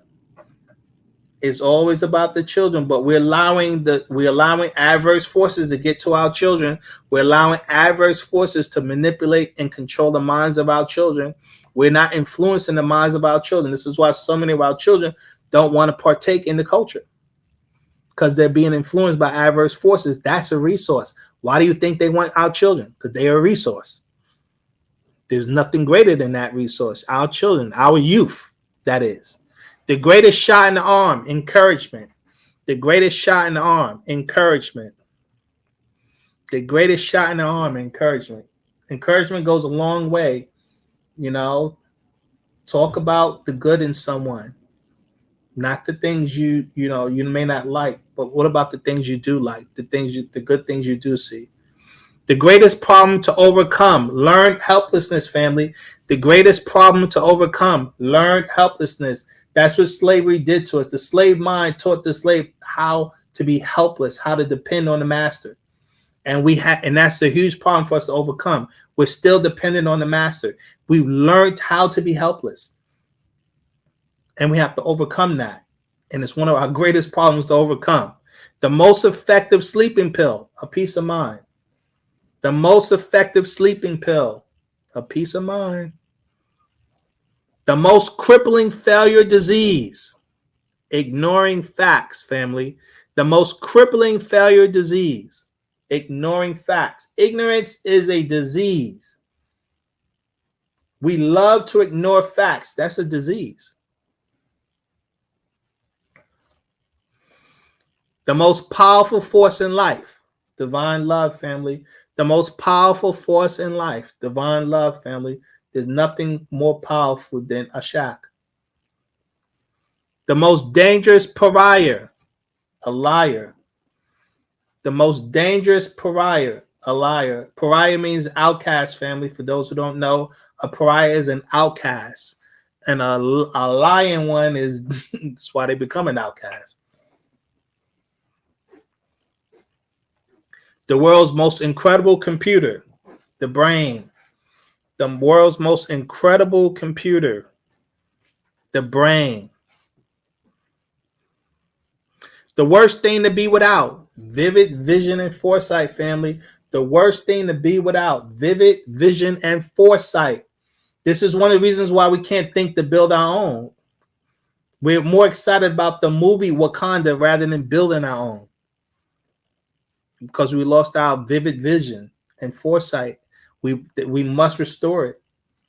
There is no reason where, nations that are ruled by us, whether it be in Africa or in the Caribbean, that we should be doing great things. But the reason why our people are not doing great things in these nations, because they lost they don't have vision anymore. They don't have foresight. Vivid. You can see you have to see things and see how you can build and how you can build greatness. You have to vividly see it. We've lost that. The deadliest weapon, two-edged sword. The deadliest weapon, a two-edged sword, that's the tongue, to be able to cut up lies. That's what we, as we as students of Wu-Sabat, our job is to destroy lies with the tongue. Tongue is symbolic of the two-edged sword. It's a powerful weapon. Words are a powerful weapon. That's why commercials are so powerful. That's why the media is so powerful, because of words. It's a weapon, family. The two most powerful filled words, I can. The two most powerful filled words, I can. What else? I watched this movie. It was with Johnny Depp. I think, what was it called? Once Upon a Time in Mexico. And he asked, he was in Mexico, and he asked the guy, are you a Mexican or a Mexicant? Are you a Mexican or you're a Mexican? You can say that with American too. American or American. An African or African. Can you get it done or not? You say, yes, I can. Yes, I can. The greatest asset to have is right knowledge, family. Right knowledge is an asset. Cherish it. Right knowledge is an asset. Cherish it. Because as you guys already know, a lot of people don't have it. Sad but true. The most worthless emotions, fear and ego. The most worthless emotions, fear and ego.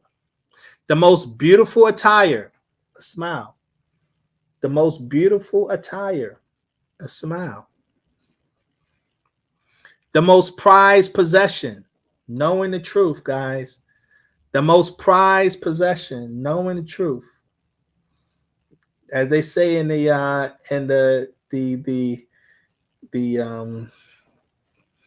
what is it? The Caucasians talk about the ones that deal with the secret government. They talk about the truth embargo must be lifted. The truth embargo must be lifted, and they're right. We live in a society that there's been so much lies. And so truth is a prized possession.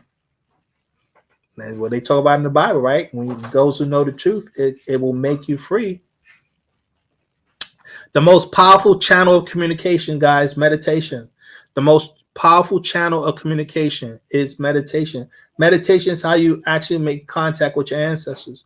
Once you learn how to put yourself in a really profound, deeply meditated mindset, you can make contact with your ancestors.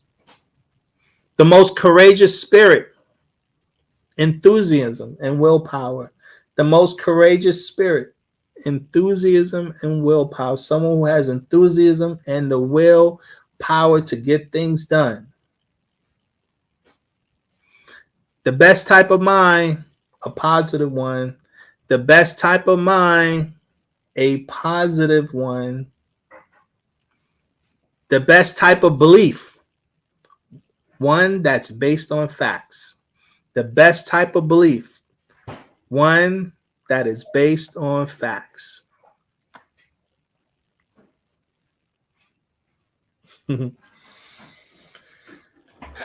Okay, so that is it. There was a whole lot. We had more, but we're at the end of our time.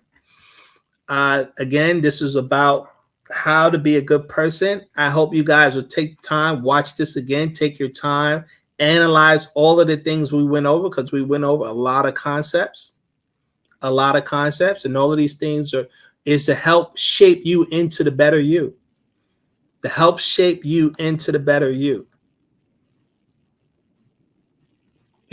rewatch it, listen, analyze these words, analyze the concepts that we put forth to help shape you into the better you, to be the true Sabian.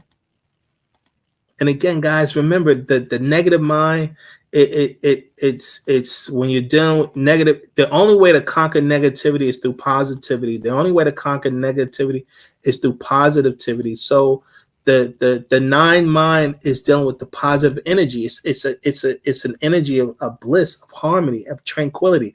So meaning when you're in a positive mind, you don't put no one in an adverse state. Okay.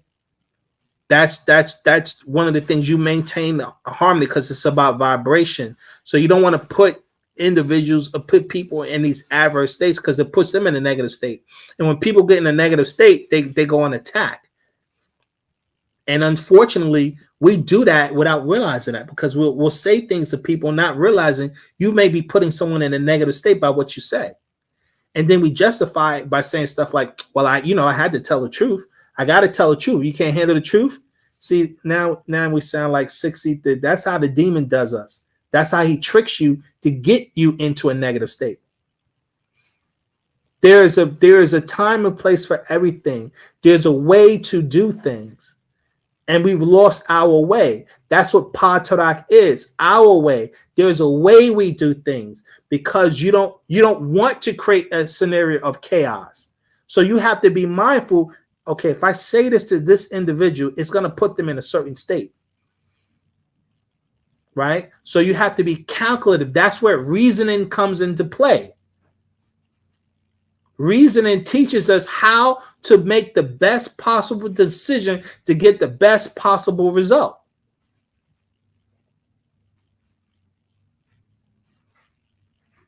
Because negativity is like a virus. It is spread to others. So you don't want to create that type of environment in certain spaces. Remember, the positive mind the goal is to maintain harmony and tranquility. So you have to be very calculative how you use words. Remember, your words are powerful. That sword, that the tongue is powerful. You have to know how to utilize it so that you can perpetuate harmony and not create chaos.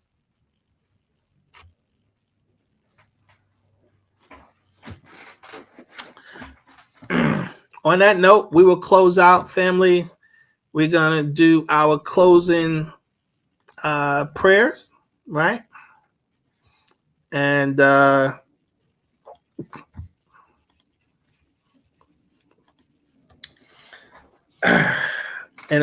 repeat, watch this again. Take your time. The goal of Wu-Sabat is to be better people. Be the better you. Raise yourself. Turn yourself inside out. You have the power to do it. You have the power to do it. Be the better you. With that being said, we're going to do our prayers. For those who do not know, we have our prayer and chant systems we do at 9 a.m., 3 p.m., and 9 p.m., right? This is for the purpose of spiritual development. Now, I read the prayer systems in our Lahaj language, which is Sabaic, right? And you can follow, and the English is there. The English translation is there. Hopefully, eventually, you will learn how to say it in Sabaic yourself. Okay, so, and the key to the prayer systems is doing it 3 times a day. All right, family? Let's go. Bade kalal namasa wufako amag kasamun shalal put pa takyu. Anuki jawef pa ashuk impa put wu kale ashuk kawum jawefnia Anuki kasamun impa poot. Wupa poot kawun kasamun nia. Anuki wahu ama pa poot. Wupa poot kawun wahu ama nia. Naku kador naju ama kasamun impa poot. Wu khabu ama muskasun. Naku kador kawan kale pafaf nakuk daya jaweb pa poot. Ama wasa ama diyani kawun lake bakui jaweb pa poot. Anuki yababi nafasni pa poot kawun. Anuki pa poot kador. Nakuk kador pa poot amul. Nakuk amul. Lahahum manahnun. Lahahum manahnun. Ahamata karahum. Ahamata karakum. Ahamata karanun. Ahamata jawafniya. Ahamata niya wu anuki hum. Yaye ashuk re'e. Asmua jayenun. Yaye nataru afuknun. Anunata mukrat ukum. Yaye nataru afuknun. Afuknun. Yaye nataru nun. Anun. Atun. Atun. Amun. Namazo wahu. Yaye mufaku. Yaye hu. Yaye nataru. Yaye soye. Yaye nataru. Yaye hika. Yaye nataru. Ankum ata pa mufaku.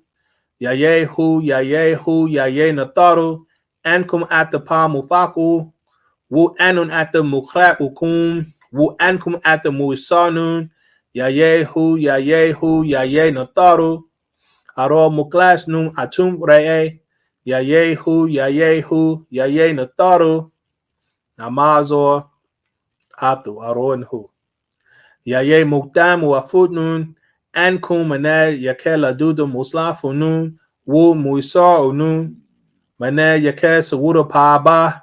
Mana yake kawuna ka'u. Mana yake ata akhakh. Mana yake kawuna basha wu damam. Yaye nataru muktamunun. Aro muftanun. Anhu kawun munzal mana pa nataru. Aro anhu. Anhu kawun baba yananan. Aro anhu. Anhu kawun atum re'e. Aro anhu. Anhu kawun haro. Namazo talu. Yaye nataru muslafunun. Afutnun mana pa majwa'u. Afutnun mana gal ha'an. Yaye nataru afutnun. Mana saya khayara. Afutnun afutniya. Afutniya. Yaye nataru nun. Namazo rabu pa takmui. Nakuk talub takmui bi pa nataru. Mana pa la'in lawi tananu. Kaleh rana ani ata lahe pa nataru. Wu kaleh namazo ani ata lahe kayat ya'un laye pa nataru. Pa sawa wu pa taruk. Panan masfa kawun. Pa sawa wu pa taruk. Zi kawuna nazula lahe ankum. Mana masfa wu masa. Ama hadayan wu damal Mana muslafukum wu nataru. Aju layana fasukum. Afuk shane kawunkum. Pa sawa wu pa taruk. Pa hadayan bu pa dama. Anun tawa ankum. Lahe panan dama wu shafe. Anun tawa ankum. Lahe tem nasuinun. Anun tawa ankum. Lahe ashukuma. Ankum ata muslafunun. Anun ata mukrat ukum. Anum talub nasa kuma. Anum talub nasa kuma. And so nun kahin nataru. And so nun muslafunun. Anunata musbatu. Anun. Atun. Atun. Amun. Yaye nataru nun. Yaye mufta'u. Yaye nataru. Yaye atum re'e. Yaye natar. Yaye nun. Yaye natar. Yaye nun tat. Yaye natar tat. Yaye ha. Yaye natar. Yaye ha tat. ya ye nathar tat, ya ye kak, ya ye nathar, ya ye kak tat, ya ye nathar tat, ya ye amun, ya ye nathar, ya ye amun tat, ya ye nathar tat, ya ye atun, ya ye nathar, ya ye shishash, ya ye nathar, ya ye tafaf tat, ya ye nathar tat, ya ye sabab, ya ye nathar, ya ye natat, ya ye nathar tat, ya ye rastat, ya ye nathar tat, ya ye asar, ya ye nathar, ya ye nababta hatat, ya ye nathar tat, ya ye satach, ya ye nathar, ya ye hara, ya ye nathar, ya ye hatwi, ya ye nathar, ya ye anaktat, ya ye nathar tat, ya ye ahaharatwi,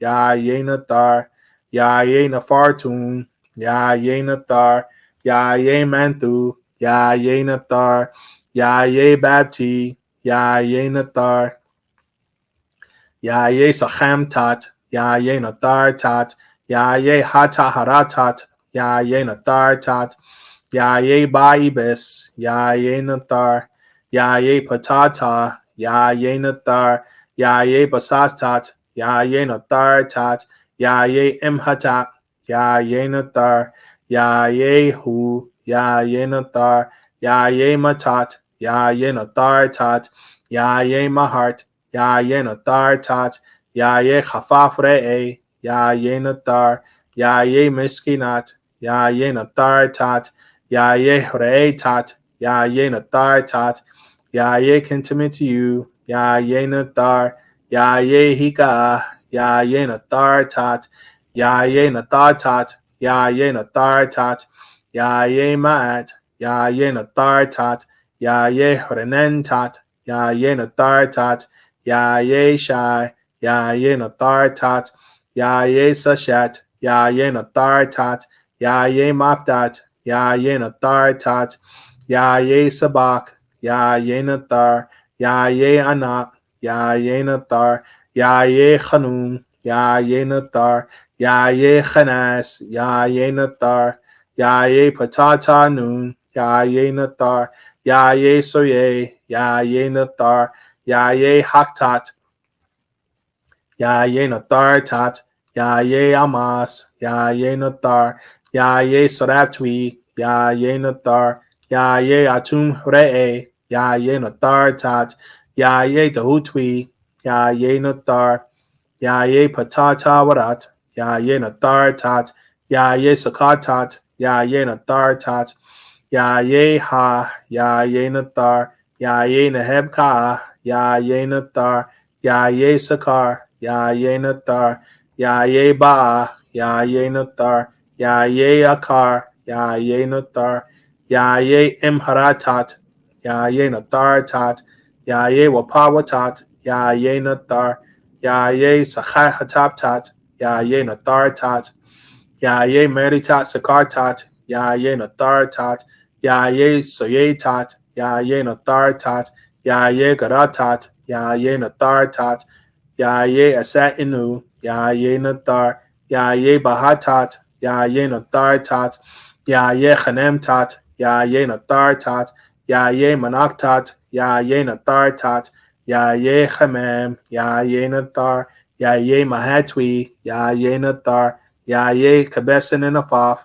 ya ye nathar, ya ye damata afaf, ya ye nathar, ya ye meritat, ya ye nathar tat, ya ye nasat, ya ye nathar, ya ye imdadatat, ya ye nathar tat, ya ye nachakbatat, ya ye nathar tat, ya ye sachatat, ya ye nathar tat, ya ye anaktat, ya ye nathar tat, ya ye dadad, ya ye nathar, ya ye tun, ya ye nathar, ya ye wahu, ya ye nathar, ya ye yasas, ya ye nathar, ya ye anach, ya ye nathar, ya ye afnuit, ya ye nathar, ya ye satat, ya ye nathar tat, ya ye sachatwi, ya ye nathar, ya ye immaat, ya ye nathar, ya ye nana, Yaye Nathar, Yaye Imnuit, Yaye Nathar,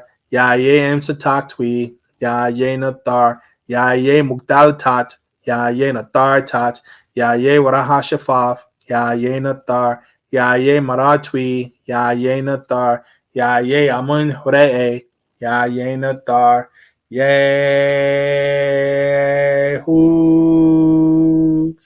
Anun Atha Kaleh Jawef Paut Nun Re Tun Re Tun Re Mun Re Yaon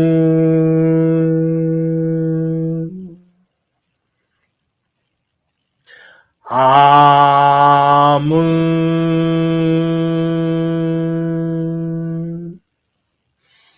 Amun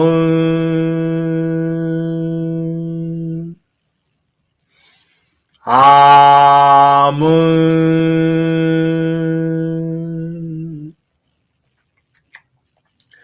Amun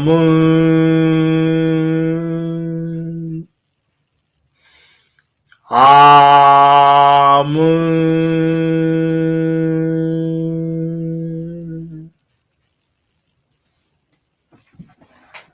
Jennifer. Okay. All right. We completed another discussion. Again, I pray it was fruitful. I always say, watch it again, spread the word, share. Let people know what we're doing. This is the solution. We're the ones who are teaching our people the right knowledge, the way our ancestors used to live. We're teaching the actual facts of how we're supposed to do things, how we should be doing things, our way. Patara. This is our way. And our way is the way. So again, I repeat, spread the word. Why do Moisar?